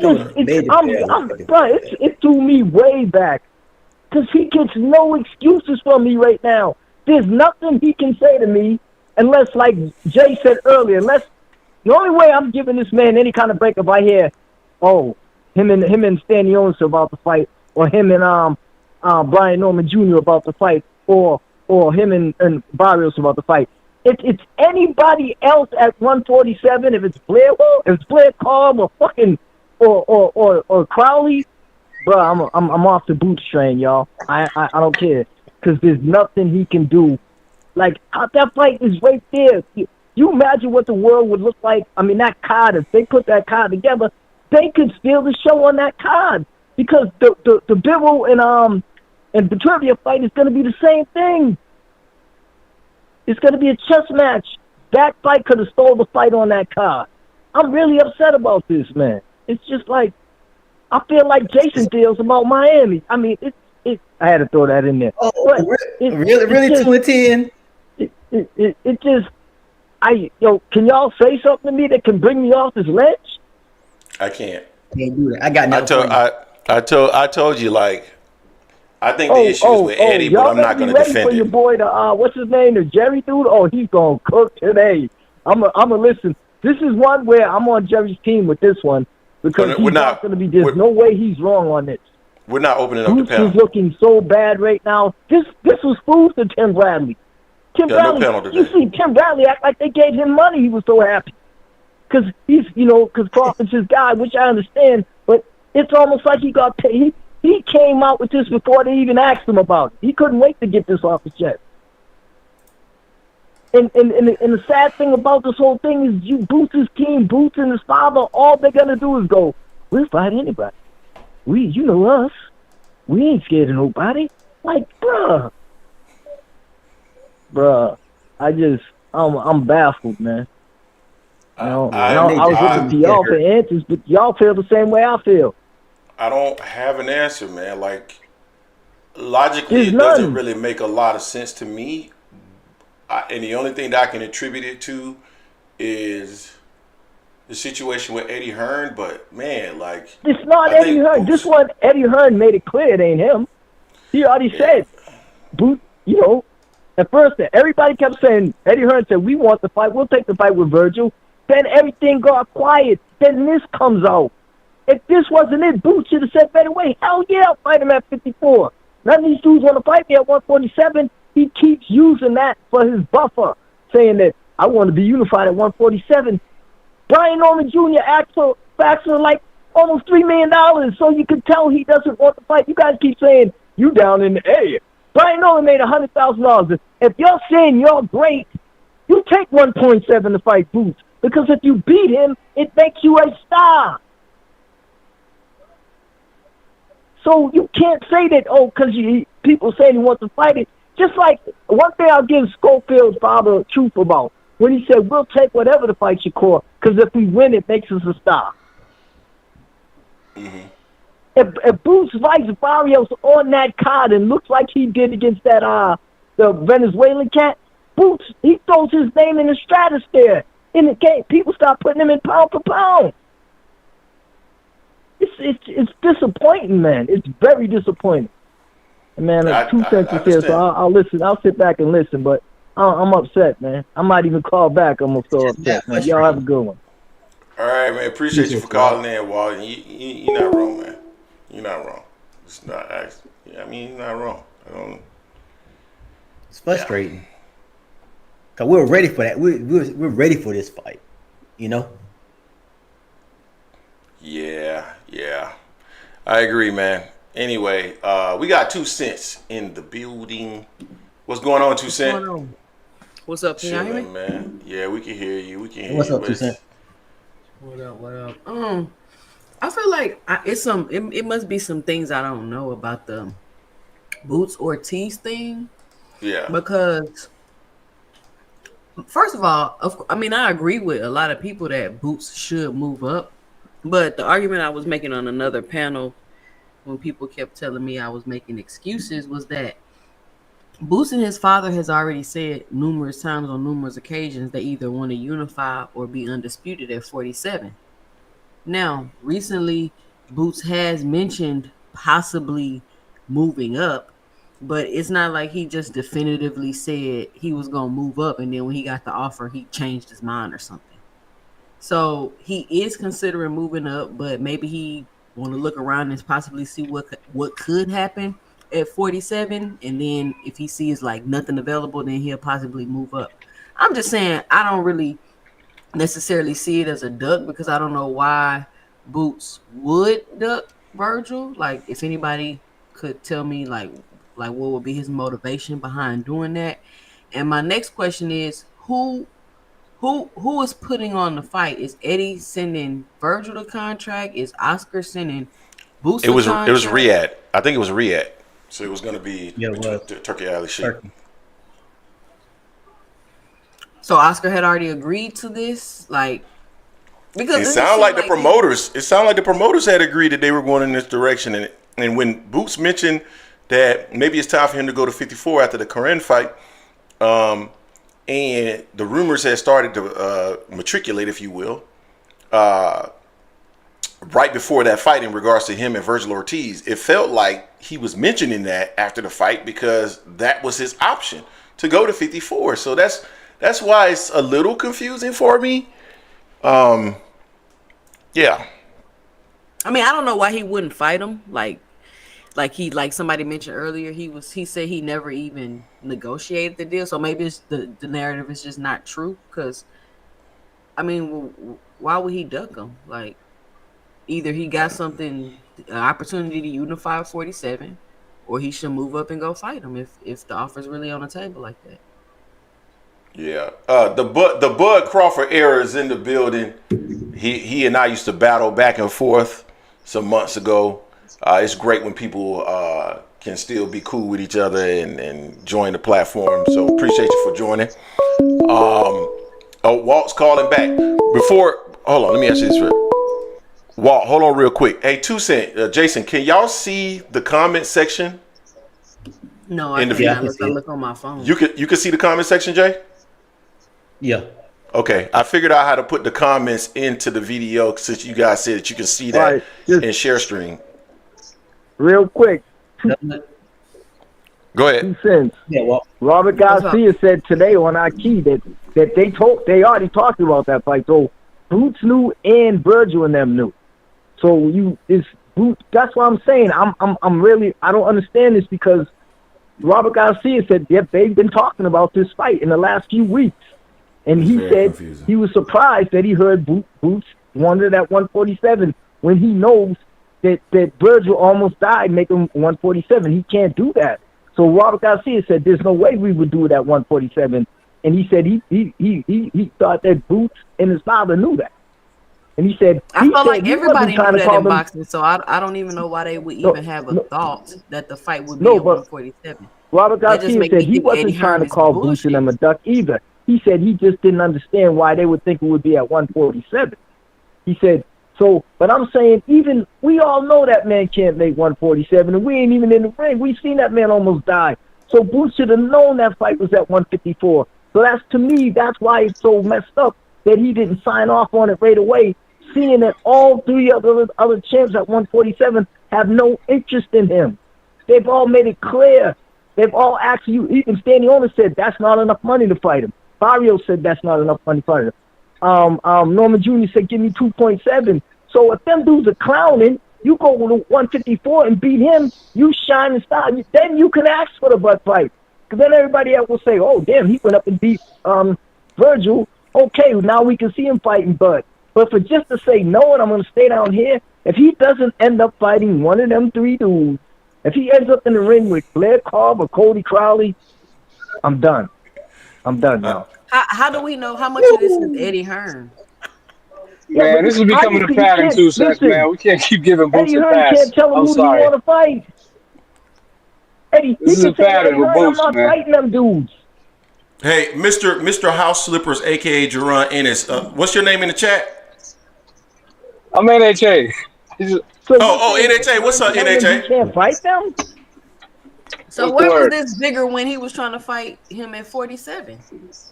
No, man, I agree. We have 154 now. When Ortiz said we'll see you in the future, Ortiz didn't want to fight him at 147. But now the fight is there, and them other fights ain't there. That's the thing that's messing me up. If the other fights were there, I would say, but they're not there. 2 Cent, this is how I look at it, right? Could there be something going on with Eddie Hearns? That's the only reasonable, logical thing for So me if outside. Oh, something's let me going on finish. with Let me Eddie finish. Hearn, Boots should put Eddie Hearn out there. Why sign with Let him? me- Boots should put Eddie Hearn out there in front of the world. Guys. He shouldn't be sitting back letting everybody dog him. Hey, NHA, Walt. Yes, sir. I can. Yeah. If you got you guys' opinion, I cannot defend against it. I'm not going to even try. I can't defend it because there's a lot of parts of them don't make sense for me. Boots and Rosie should be on the air on YSM talking about it now instead of letting everybody throw dirt on them. Closed mouths don't get fed. Boots need to open up his mouth. He can't be telling us this waiting a later date. He needs to come out now and tell us the reason why this fight ain't happening. He said he gonna come like out and let y'all know. Every day this goes on, he looks worse. Exactly. He got the worst PR team, worst management, worst everything. I swear to God, I could do a better job than any one of his team right now. Bro, it's true. Boots needs to come out with a statement now. If he doesn't, look at what we're talking about. And y'all know I'm a Boots fan. It's like, this is crazy. He looks really bad right now. It's hard to defend it because, like, there's too many, like, again, and I'll go back through the timeline. It was rumored, I think I saw from Michael Benson, that they were negotiating for a possible fight at 154. Boots has his Korean fight. After the fight, he mentions moving up to 154, which would then tie into what we had already heard. And then both Eddie Hearn and Oscar De La Hoya said publicly that there was potential for this fight to happen and that, you know, negotiations were moving forward. And we saw this on Twitter. We saw it everywhere. So when Robert Garcia has been speaking on it for like 2 weeks now. So when you make the statement, Boots and them backed out. This is a bad look, y'all.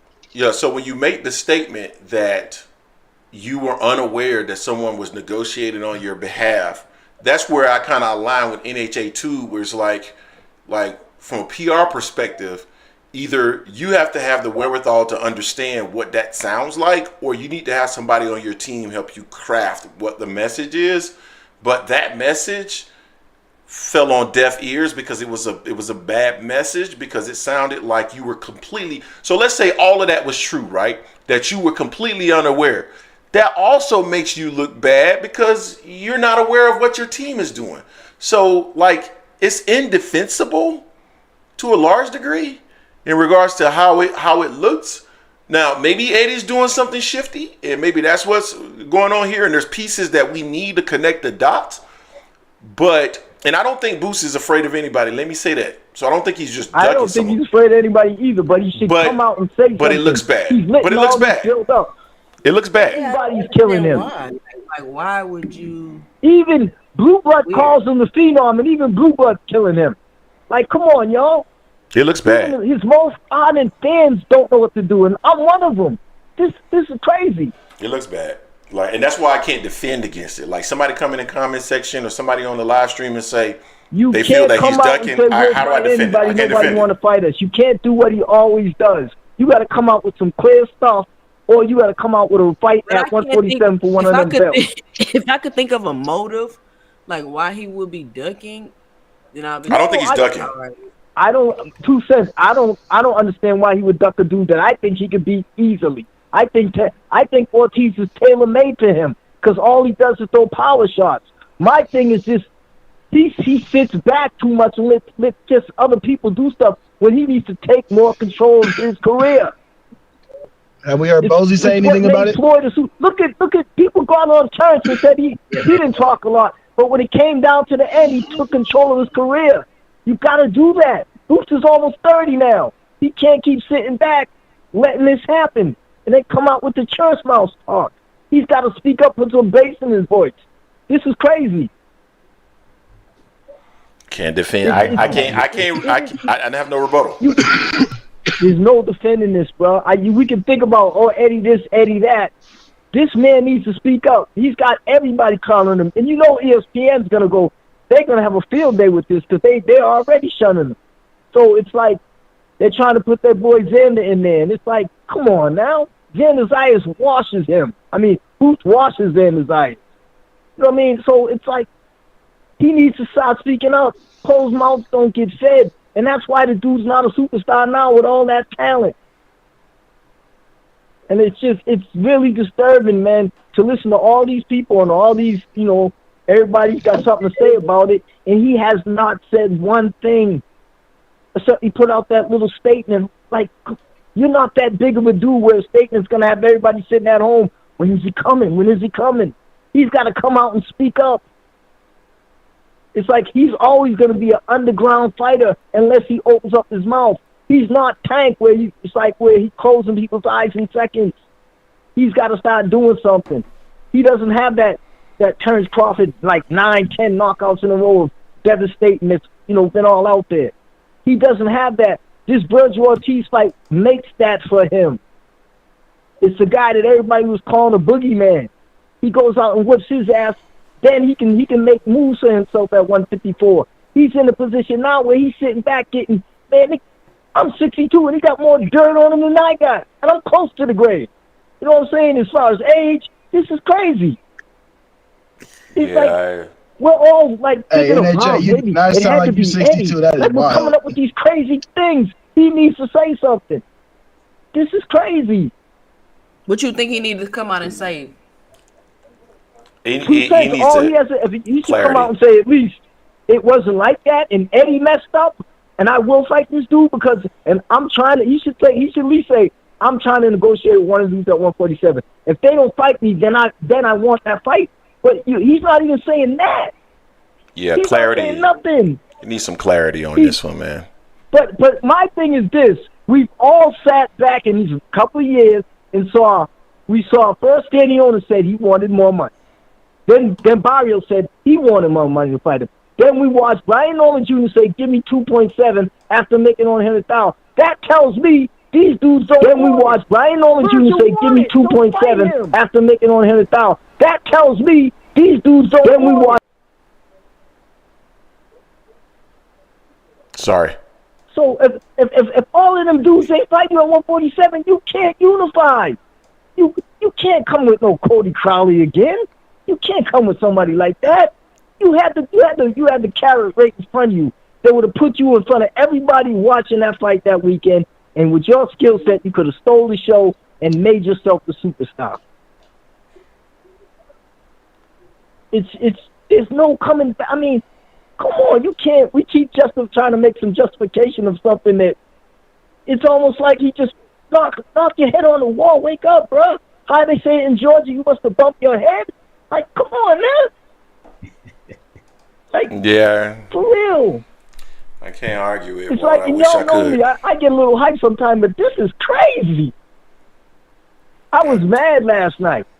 I was like, what the hell is going on? And then when I couldn't wait for y'all to come on today so I could vent. Really think of is like, my question, like I said when I first came up here, is like this was because I don't know all the back and everything, but this was like a legit offer, like a real offer. Yes. 2 cents. Go on Aki. You'll see. Mikey got the father. He doesn't talk shit, and he's not dissing Boots at all. He just goes. He goes, yes, I was surprised. He said, I thought we were, starting to talk about the fight. He said, and then I said, I heard 147, and he said, we all know that Ortiz can't make that, so I don't understand why Boots can't say 147. Eddie Hearn? Like, who suggested 47?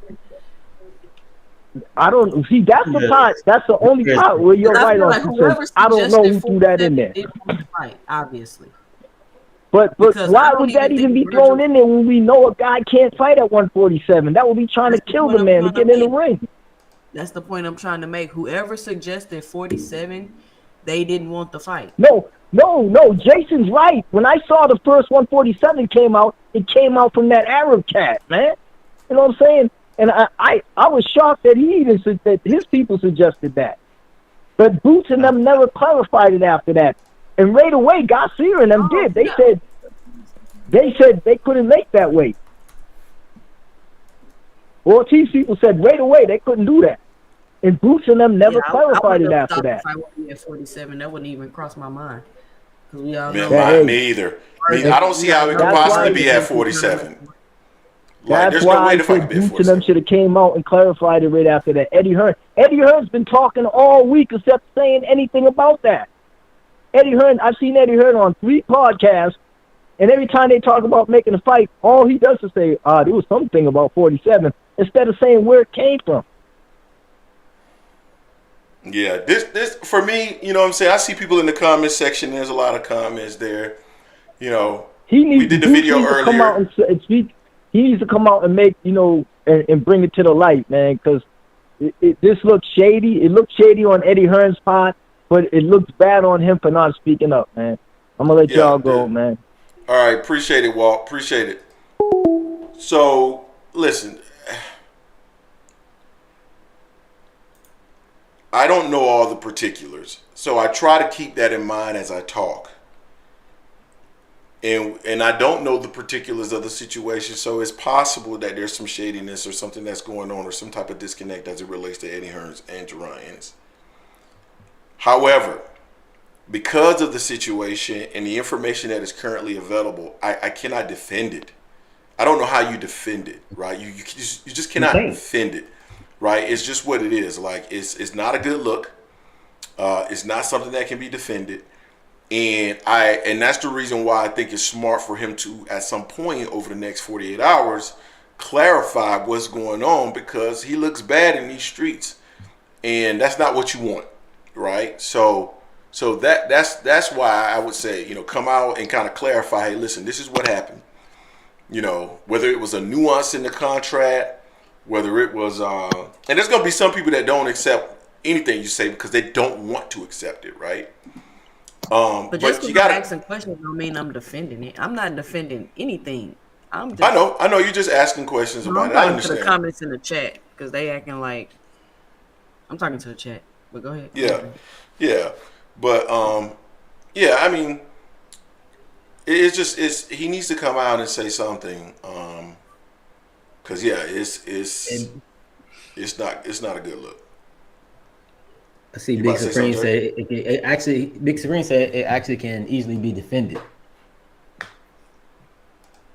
And Big Supreme just joined us. He just joined us. What's up? Yeah, I'm curious on that. Hey, Big Supreme, you muted. No, I unmuted him. And we got ASVP TV in the building as well. What's up? What's good with y'all, man? Chilling, man. What's going on? What's happening? Hey, man. He a duck, man. It is what it is, I call to do my hating. I'm gonna do my hating. You know what I'm saying? But, excuse these kids in the background, but I'm just playing, man. I like to give fighters the benefit of the doubt. I'm gonna give him the benefit of the doubt and just say this was just a miscommunication. I ain't gonna call him no duck. I'm gonna give him. I genuinely believe he wants these big fights, man. And I refuse to think that he want to pull Virgil back down to fight him instead of going to 54. And but yeah, I'm gonna give him the benefit of the doubt, man. I'm gonna show the guy some grace. I was joking that he was on the boo-boo trajectory, but it's starting to actually look like that. Now I'm starting to get worried because he is the next generation. You know what I'm saying? So you do want him to succeed in the end, but it ain't looking too good right now. But yeah, man, that's all I wanted to say though. That's my call. Appreciate it. All right, appreciate you, fam. That was ASVP TV. I see Big Supreme it seemed like he halfway in the building. Like it seemed like it wants to let him in, but he not really in. Do you see that, Jay? Yeah, it looks like it's not visible. It looks like he's muted on either our end or his end. But he's not muted. He's not muted from my end. Well, maybe he just left. He'll try to come back in. Okay, can y'all see the chat? Can you see the chat now, Jay? Bro, I can barely see that chat. I can see it a little bit though. I could see it. I could type in it too. Yeah, man. I told you, man. I make it do what it do, baby. I make it do. I'm the tech guy. I probably gotta hang up and try it again. I'm the tech guy at AM Sports. I'm the tech guy. I don't know if y'all know that. I'm the tech guy. Jay is something else, but I'm the tech guy, Mr. Techie. All right.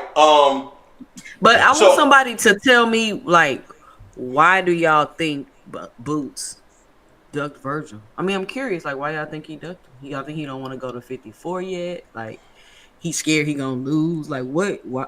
I don't understand why he would duck him. I don't think Boots is afraid of Virgil. I think Virgil, he probably looks at Virgil as a better.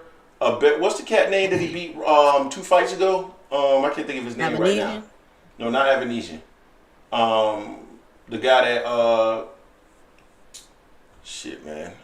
The bourbon is killing my brain right now. Sure. No, I still can't see it. I don't know what's going on. Yeah, man. I got it there, man. Hold on. You talking about Villa? Yeah, Villa. He probably sees Vergil Ortiz as a slightly better Villa. And let me say something too before we go on. People think that Band Up has his camera like right up into. That's not what's going on.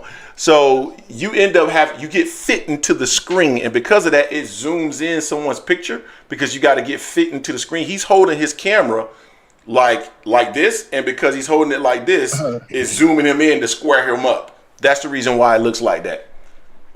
And we got Jerry in the building. Jerry, you unmuted, man. What's going on, Jerry? Hola, amigos. Feliz domingo. I'm not even sure. It kind of seems like we all agree. We don't agree. I'm just trying to listen and see where I can come in because, you know how I do. So we do. I need to figure out where we all stand. I don't know. There's 2 cents in the house. She said she wanted a piece of me again. We need to figure out where we are, which corner we're on, which side we're on, which fight we want to fight. We got 15 minutes, and I gotta be careful before Greg mutes me. So let's make this happen. I do have a question, and then let's just let y'all respond. I mean, this sheds a whole new light on Boots versus Crawford, don't it? I mean, no, it doesn't. We saw Boots at Majimov and Crawford. Why was he there? Hold up, and we know he was there because hold on. Look, there you go, right there. There you go, right there. That was the day of the fight, right there. Why was he at Crawford's fight? His dad was there. Okay. Is he still contemplating fighting Crawford? Crawford say he doesn't want that fight. Can we move on from Terrence Crawford? Thank you.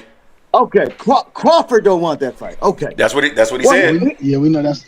Here's my thing. I don't use duck. I think duck is a trigger word. I don't think Boots is scared of Ortiz, but I think he's making a huge mistake. Huge. I don't disagree. And for those of you that want to put this on Eddie Hearn, let's think about this. What did Eddie Hearn say the problem was? The problem was that Boots Camp needs to decide if they want to stay at 147 or go up to 154. Isn't that what Eddie Hearn said? Yes. Okay. What did Boots say in his statement? Said he wanted to I have not made a decision if I want to stay at 147 or move up to 154. How is this coming back on Eddie Hearn? Let me remind everybody. Boots Ennis was on the shelf, whether it was because of Showtime shutting down, PBC running on him, whatever it was. The guy was not fighting. If he would have accepted this fight in February, he would have had 3 fights in 7 months under Eddie Hearn. What we're realizing is there is a difference between the PBC and the way they ran business, and when you want to step over to the big leagues with Hearn and Turkey. Because with Hearn and Turkey, we make it happen.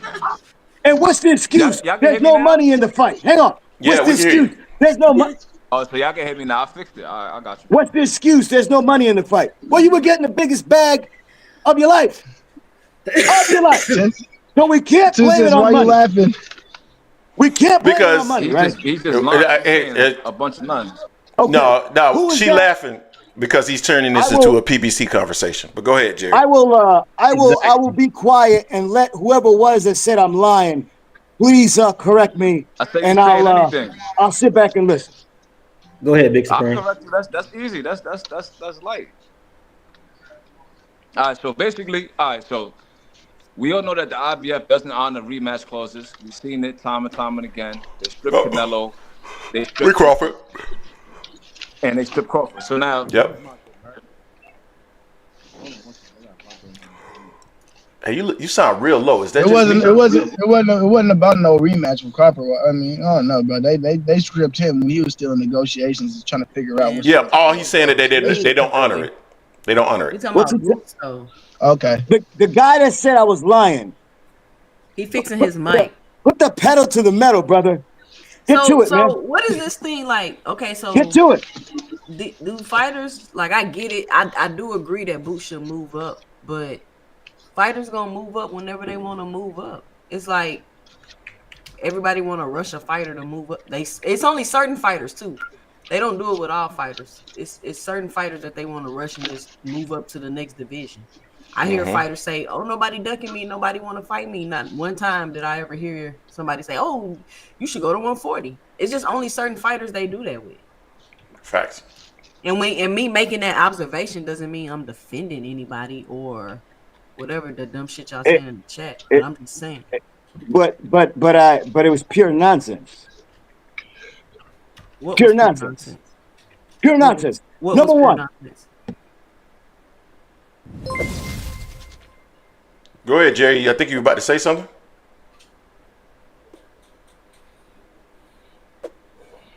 Listen. I wasn't about to say nothing. No, I said Jerry. Listen, the guy that said I was lying and 2 cents, who's been wanting to cook me, I'm here right now, and both of you are talking pure nonsense. So let's get to some topics. Let's get to some factual information. Boots, if you're going to say that you want to stay at 147 because you want to undispute, didn't we just go through that? Didn't you just try to negotiate with Styonus, with Barrios, with Norman? Didn't we just see that drama, that episode just play out? I mean, honestly, didn't Hearn just try to get you a unification bout?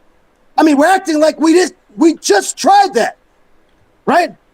So are we also going to act as if Vergil Ortiz and Jaron Boots Ennis isn't a fight that we've been talking about for years, right? That Ortiz was scared of Boots. Isn't that what we said? Wasn't that the narrative? That the Ortiz people did not want the fight? Did they? Was that a narrative or was that facts? Did they not turn down the fight at 47? Is that a narrative or did that actually happen? Ortiz never turned down a Boots fight. What are you talking about? Oh, he didn't? Yeah, my fault, Greg. I got a lot going on over here. But I wanted to say, to pick up where I left off at, the IBF doesn't honor rematch clauses. So Spence or Crawford, whoever won, they was going to get stripped. Brother, you don't know what you're talking about. I know exactly what I'm talking about. I can no, make it in the chat. Are you the gentleman that said I'm a liar? Don't cut me off, bro. Well, you cut me off. You said you wanted me to talk. I'm going to talk. Don't cut me off. Did you say I was a liar? No, he didn't say you were lying. Anything. Okay. He said you said anything. He never said you lied. Anything. So let me get my spiel off. So what I'm saying is, the IBF told Crawford and Spence, look, we're going to allow this optional defense for undisputed or optional contests. Whoever wins has to go into negotiations with Boots. There's a whole timeline of that. Crawford happened to win. With the IBF and the other sanctioning bodies, when you win, you inherit the mandatory. So he inherited Boots by beating Spence. Now, they don't honor rematch clauses, so we already knew they was going to get stripped. So now they told Crawford, look, either you're going to fight Boots and enter negotiations, or you're going to come up off that belt. Crawford decided to vacate and moved up. Y'all not going to call Crawford a duck, but you're going to call Boots a duck for an imaginary negotiation tactic from Frank Warren. And Eddie Hearn did an interview saying that they offered the fight at 147, then they changed it to 154. So it's obviously there's something going on in the background. But who's making an offer at a weight class but you haven't even talked to the people? This is my thing. This is what I'm You saying. you offering a fight, but you haven't even talked to the people who you offering the fight for. How you ain't talked to Ortiz and see what type of, you know what I'm saying? You just making up shit and being like, all right, y'all want to fight because Ortiz so if Ortiz didn't say, if Ortiz said I don't want the fight because it's at 47, would he be a duck? 2 cents. Would you come clean and tell people what are you saying? Because you're saying you're not defending them, and all I hear is you defending them. So what are you saying? What am I? How am I defending them? Tell me. Oh, I'm saying Crawford. Let me. Hey, hold on, guys, hold on, real quick, guys. Crawford is a duck. You heard Snacked Up? He's a duck. Oh, this nigga's crazy. Real quick. Hold on, guys. Time. Oh my God. I gave you time to talk. You're talking about Crawford. Shut up. Hey, one person at a time. We can't talk over Jesus. I just muted everybody. Okay, thank you for coming in, Walt. But give me 1 second. 1 second, Walt. 1 second.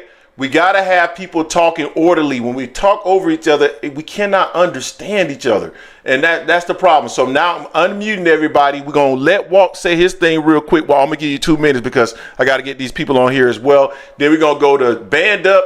We're gonna go to Big Supreme. We're gonna go to Jerry, and then we're gonna go to 2 Cent. What you got? Jerry, this is for you, bro. At sometime today, go on Ellie Setback's channel. He's interviewing Oscar De La Hoya. This was some years back. And they said to Oscar, after Virgil fights, I forget who he fights. I think it's Crawford's boy. And they say to Oscar, so what about you and Boots? And Oscar looks right in the camera and says, maybe in the future. He did not want to fight him then. He had a fight open. He said, no, maybe in the future. We'll look at Boots down the line. This is when he was at 147. So please stop saying it. He didn't say, you can go find that right on every Setback channel. That's no makeup stuff, bro. So I agree with some of the stuff you were saying earlier, but now you're lying on saying to 2 Cents. They said that Virgil's people didn't say that. Oscar said that right on camera. He wanted Boots, but in the future. He said they both were free to fight next, and he said no in the future. He said we're looking at that fight down the line. So man, it's like, and then the first thing you did, get on and you attacked a woman. You do it every week with your fucking shaggy fake ass look, man. Y'all have a good day. Hey, I think you look good, Jerry. So, all right, we're gonna go to Band Up. I'm gonna unmute everyone, and then we're gonna go to Band Up, then Jerry, then Big Supreme, then 2 Cent. Band Up, what's up? You about to say something? Bro, this guy is crazy. This man really just said Crawford ducked. At what point in time did Crawford ever duck Jaron Ennis? I don't know what this man's talking about by telling him he ducked him.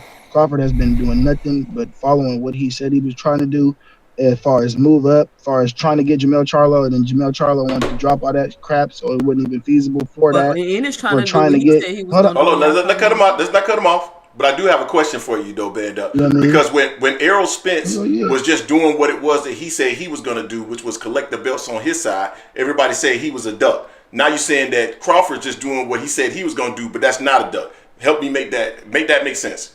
I wasn't one to really. Yeah, you were. You were. When did I call Spence a duck? When did I call him a duck? Since I know you. I told you Spence was going to lose. I told you Spence was gonna lose. I did tell you he was messing around with this eye crap. Yeah, that was shady as hell. I'm stand on that. You gonna wait till that? Oh, now I gotta get my eye fixed. Get the fuck out of here, dog. We already know what's up with that, bro. Can we get back? Let's get back to Boots. I'm tired of talking about Crawford.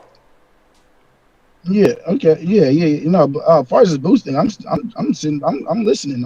I'm learning. You feel me? I don't really got too much to say on the boost thing. What did Bozy say about this? That's my question. Did Bozy say anything about this yet? I haven't seen anything from Bozy yet. All right. Let's go to Jerry. Jerry, what's your thoughts, man? My thoughts is I'm listening to a lot of hot garbage, but I'll entertain it for a hot minute. This gentleman that said that Crawford was ducking, I don't know what he's talking about. Let's relive the moment if we absolutely have to. Let's not. Errol Spence had activated his rematch clause. Not talking about Crawford. And is that not what he's talking about? Didn't he That's just what say he said before. Greg just said he don't want to talk about Crawford. Let him get this part off, and then we'll get off Crawford. Okay. But go ahead. Crawford had a rematch with Errol Spence. The IBF didn't acknowledge it because the rules carried over. He inherited, his Spence's responsibilities, and they stripped him within 90 days of him winning the fight. So I don't know what you're talking about. So if the rematch would have been at 154, we already know Crawford was going up to 154 one way or another. My question is, what is Boots going to do at 147? What is there to do at 147? We just tried to unify belts at 147, and that did not work. So what is left to do? I mean, the only thing that can save this whole situation is for Turkey to offer Norman a bunch of money and then have Boots and Norman on the February 22 card. Other than that, none of this makes any sense. Absolutely does not make any sense. Papa Boots will take that in a heartbeat. Have not heard anything from him either. So let's move on. All right. Big Supreme on you, fella. What's going on, man? Well, any thoughts of what Jerry said in responses to Band Up and Jerry? I'm just saying that both of them are bud buddies, buttercups.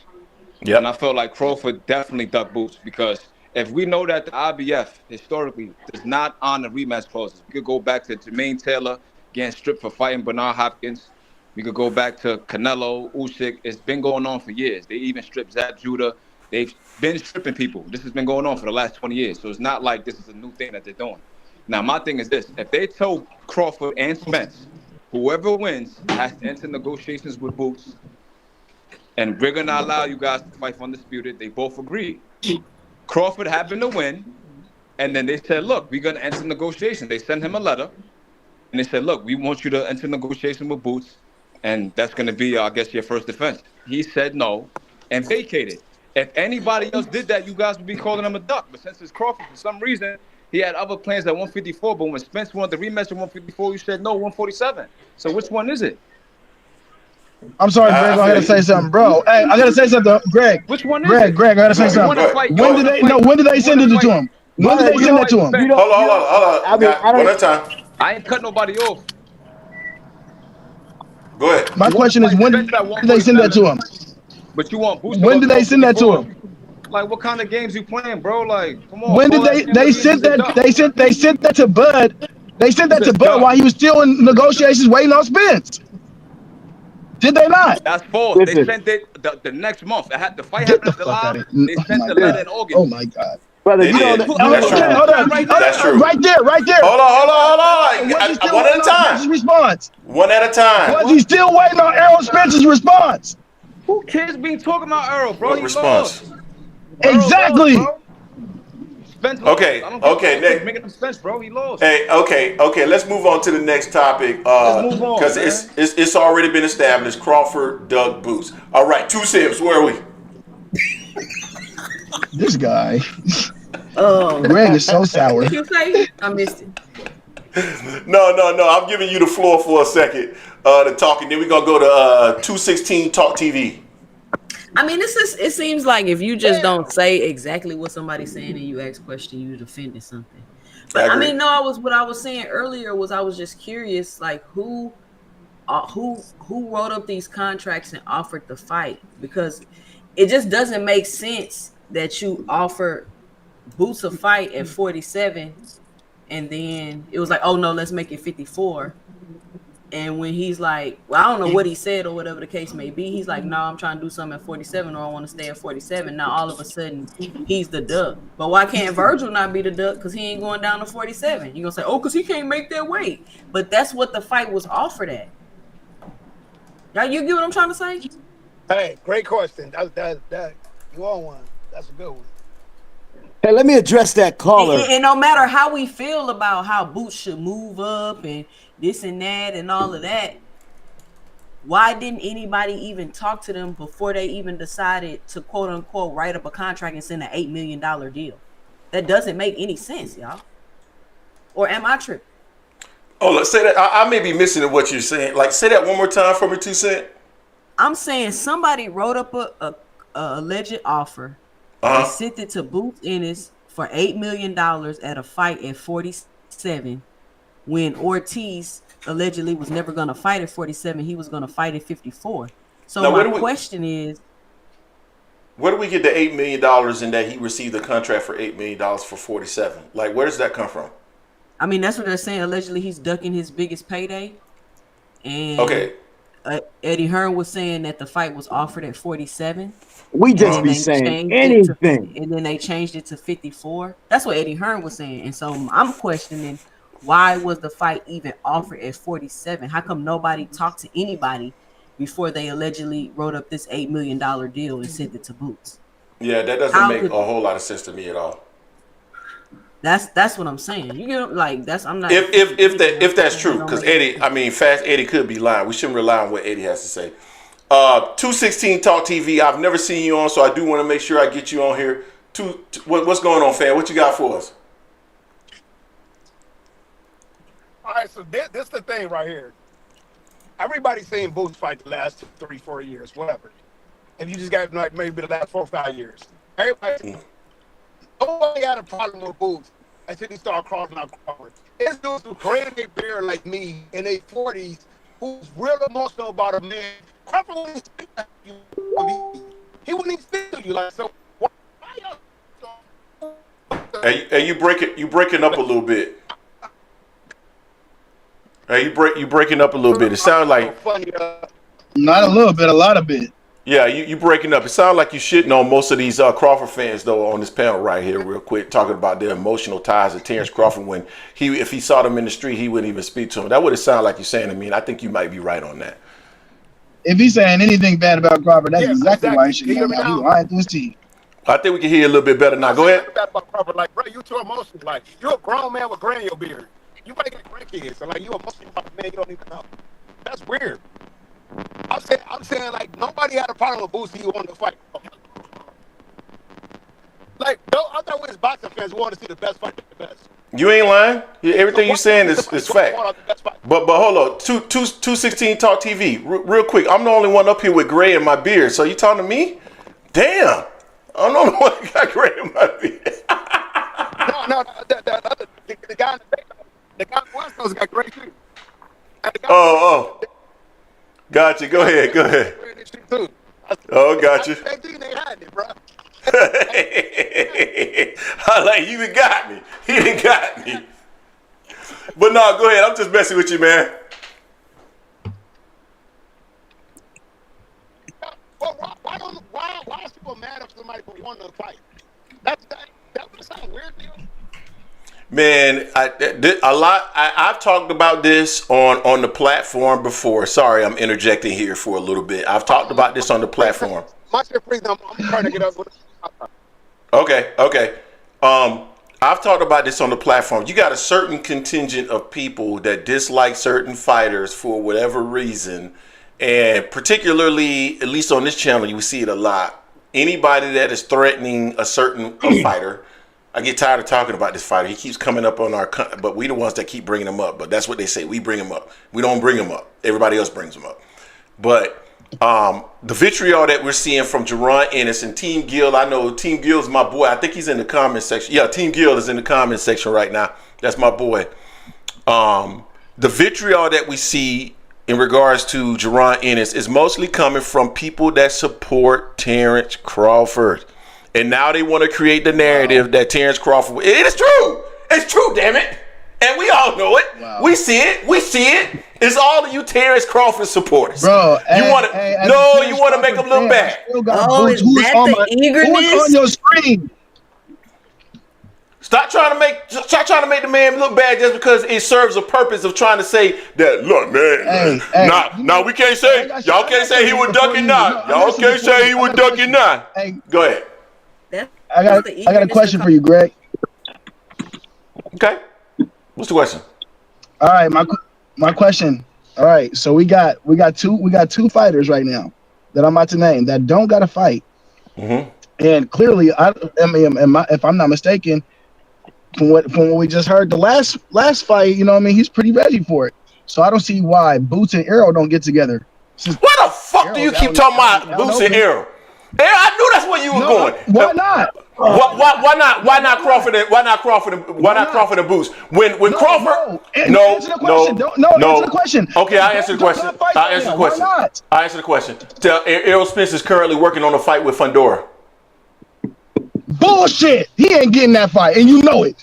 How do you know? What? That was the same thing I was saying when you were talking about he was trying to fight Canelo and he shouldn't fight him. Bullshit! He ain't getting that fight. Now, why is it okay now when it wasn't okay then? What the hell are you talking about? Hold on. What was Canelo's last statement? Get the money right. Wasn't that what he just said? Didn't I just hear somebody? Man, he ain't getting that. Hey, listen. He ain't getting that fight. This is what I'm talking about when we don't keep the same energy. Now you sitting up here talking about No. Errol Spence is trying to make a fight with Sebastian Fundora. When Terrence Crawford was trying to make a fight with Canelo Alvarez, the excuse was he got bigger fish to fry. He's gonna fight this guy. Now Errol Spence got bigger fish to fry. He's trying to make this fight. Same shit. And so far, it don't look like Fundora's. He's ending. And so goddamn far, it don't look like Terrence Crawford getting the fight. He ain't got nobody to fight right now. Why don't he fight, Boots? He's alive with Turkey on the sheep. Why don't he fight? In other words, so that shit. So what it sounds like to me is you want your boy Errol to stay far away from Boots. And it sounds like to me you want your boy Crawford to stay far away from Boots. I'm asking you that. I'm asking you. Tell us yes or no. I'm asking you. Marty says. I'm asking you. Or no. I'm asking you. Want him to fight Boots or not? I'm asking you. Because the winner, hold on guys, since when do we start trying to pair the next generation of fighter with the loser? Bro, we tend to pair the next generation of fighter with the winner. Bud has already fought somebody else. Who? It's not Bud's last fight. Who is he fighting? Who is he fighting? Who is he fighting? I don't give a fuck. I don't give a fuck. I don't give a fuck. I don't give a fuck.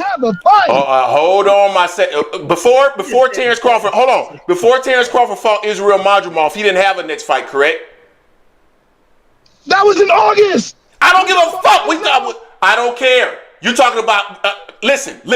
When I was making the statement, they don't gotta fight. Hey, hold on. Listen to what I am saying. Listen to what I'm saying, and you will learn and understand. Back when he did not have a fucking fight, you were making the same fucking excuse. Now that he just fought, now you're making a new excuse that he's fought somebody. But even when he hadn't fought anybody and didn't have a fight schedule, you were saying that he should not fight Jaron Ennis, that Errol Spence should fight him. And I asked you the question back then, why the fuck would the loser fight the next generation? The winner would fight the next generation. What the fuck are you talking about? My answer? You're afraid. Do you remember my answer? Yeah, your answer was you were afraid. No, do you remember? That was your answer was. Your answer was he was afraid. I told you then. Hold on. I told you then. I'm gonna say the same thing now. I tell you the same thing now. We want what Bud wants. Since Bud beat his ass, why do we have to fight somebody that's young and up and coming? We want whoever we want. We want the Yeah. Now the two coming out. We're gonna get somebody else to get us in a better position to get the fight, which is what we did when we beat Madrimov and we got a belt out of it. Yeah, you didn't. What you basically said is we didn't want to fight. We didn't want to fight him. We didn't want to fight him. Yeah. Fans. Yeah, the fans didn't want to fight him. The fans didn't want to fight him. The fans didn't want him to fight. That's cool, bro. Let's move on. You just admitted it. You don't gotta fight. Okay. What are you talking about? Okay. The same way. Canelo? Dude, that's why.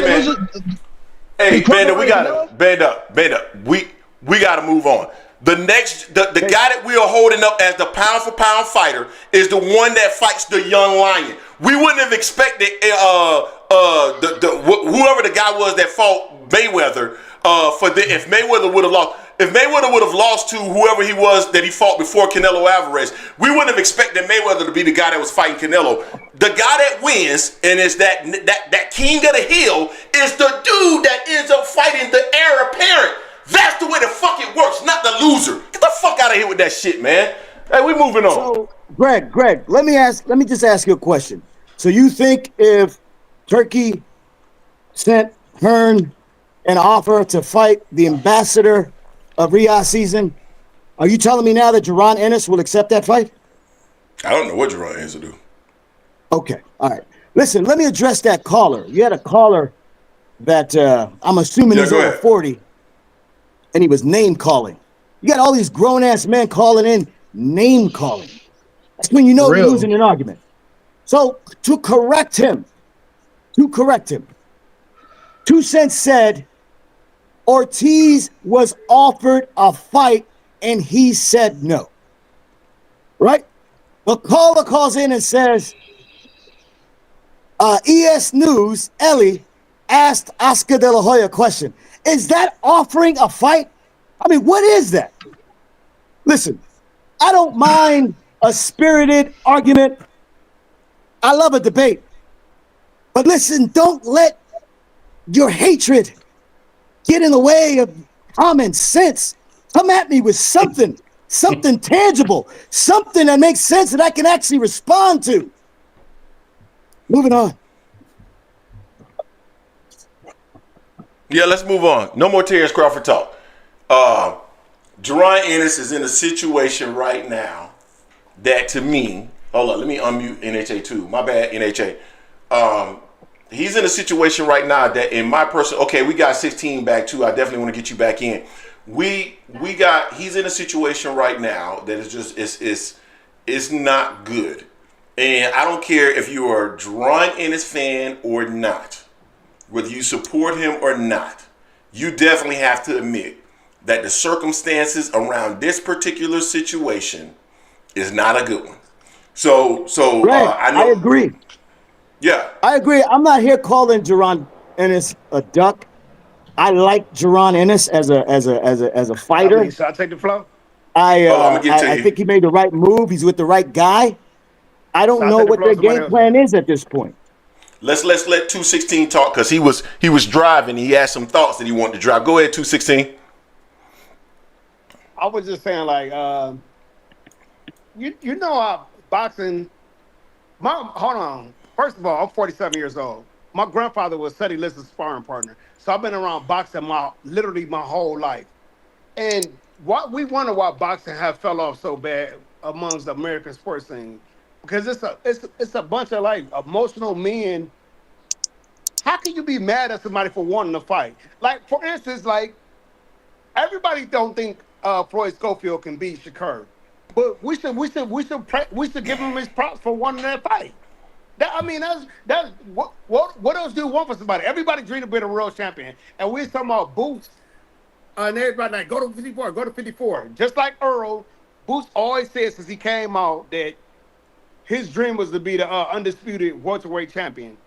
And so, if I've been dreaming something my whole life, and now something come up in the last month or two, like everybody's like, damn, I want to do this, but at the same time, like, this is what I wanted my whole life. Like Earl, like everybody knew Earl should have fought Crawford, like, but no, I'm not giving Earl a pass, like, but Earl, my guy, like, I'm not giving Earl a pass. Crawford won, and Crawford is. And until I seen Boots fight, I thought Crawford was the baddest motherfucker I ever seen, like, talent wise. Well, not ever, but like, you know what I'm saying, recently. Then I seen Boots fight, I'm like, hold on, he's more talented. I'm not saying he can beat him, because no, it's up for debate. You can say the experience and this, that, but talent wise, you can't say that he's not more talented. I think those are all fair points. My thing is like, why he got, why is so many? That's why I said the gray beard dudes, like me, like you, G. That's why I brought up. Like, it's so many grown men emotional over somebody who won't even speak to him when they see him. And then we all boxing fans, and this young guys coming up like Boots, Schofield, like a lot of young guys. Why are we kicking they back in for wanting to fight the best? That's what we should want. Tank get hated on all day. They say, we ain't fighting this person, he ain't fighting that person. Then we got young guys coming up that want to fight the best. and everybody want to kick their back in. Like, what the fuck is that shit? Hey, what's this young man's name? This is 216. Yeah. 216. I'm not understanding what you're saying about me exactly. Will you readdress me directly so I can understand what am I emotional about? What's the issue? Because I either you don't know my opinions overall, but it sounds like you and I are saying the same thing. So what are you talking about when you were addressing me?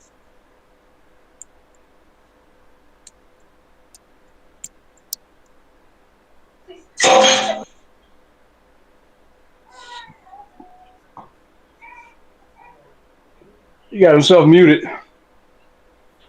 You gotta unmute yourself, 216. Hold on. Somehow I unmuted him. I unmuted you. It's a snowstorm up here. I'm in Cleveland. It's a snowstorm up here. Yeah, go ahead. We can hear you.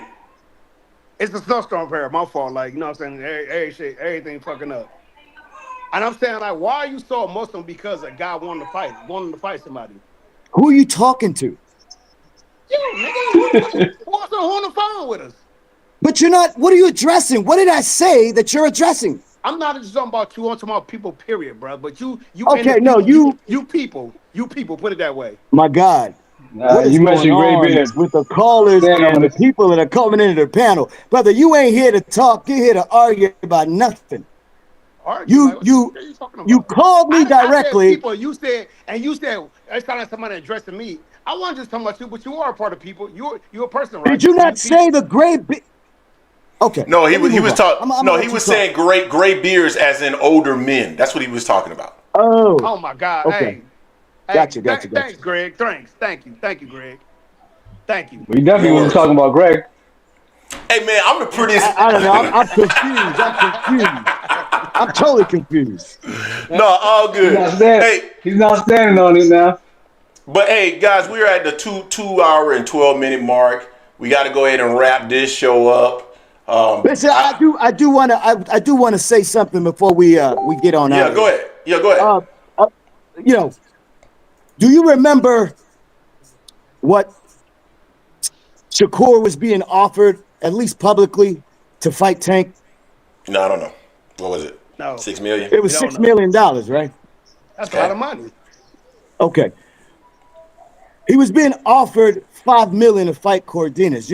I don't agree with that matchup, but he was getting his Abanesian bag, right? Okay. So when people say that Shakur was offered, that was an Eddie Hearn guy.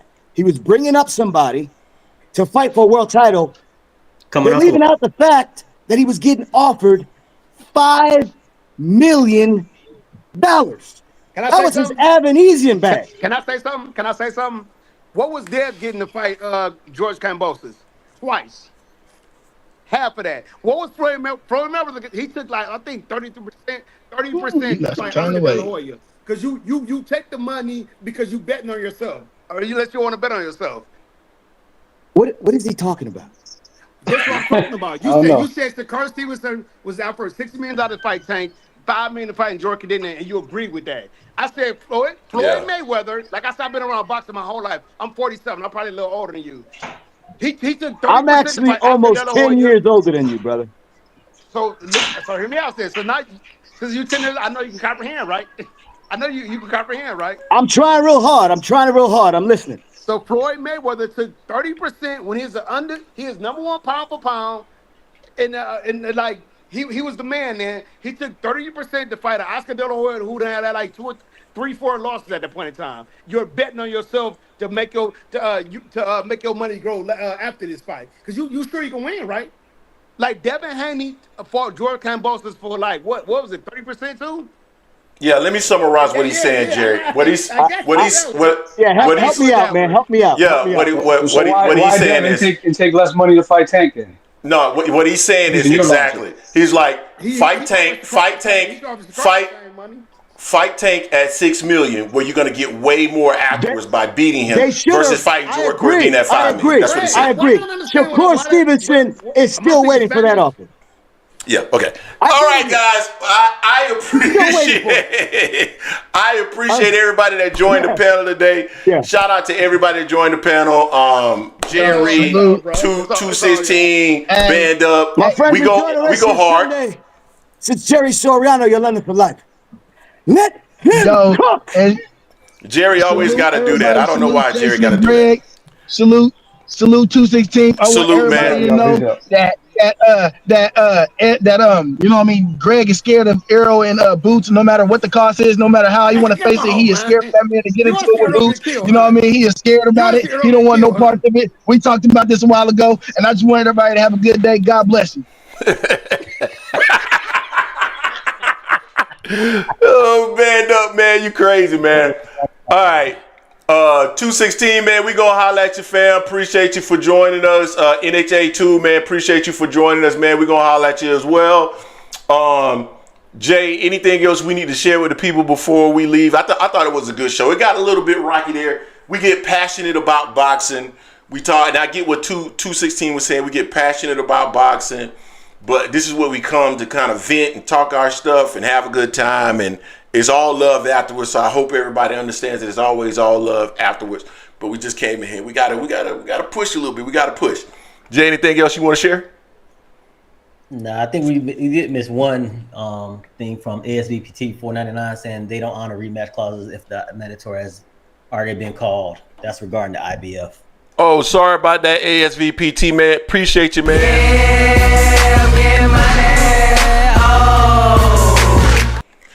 I hope you guys like all of our new soundboard material that we got. Also, make sure you smash the like button on the way out if you haven't already smashed the like button. And yeah, we'll be back with fresh content this week. We're going to pump it out in December, and we'll catch up with you guys. Make sure you guys go check out 2 Cent and her show. She got something going on currently on her channel, so go check it out. Until next time, peace.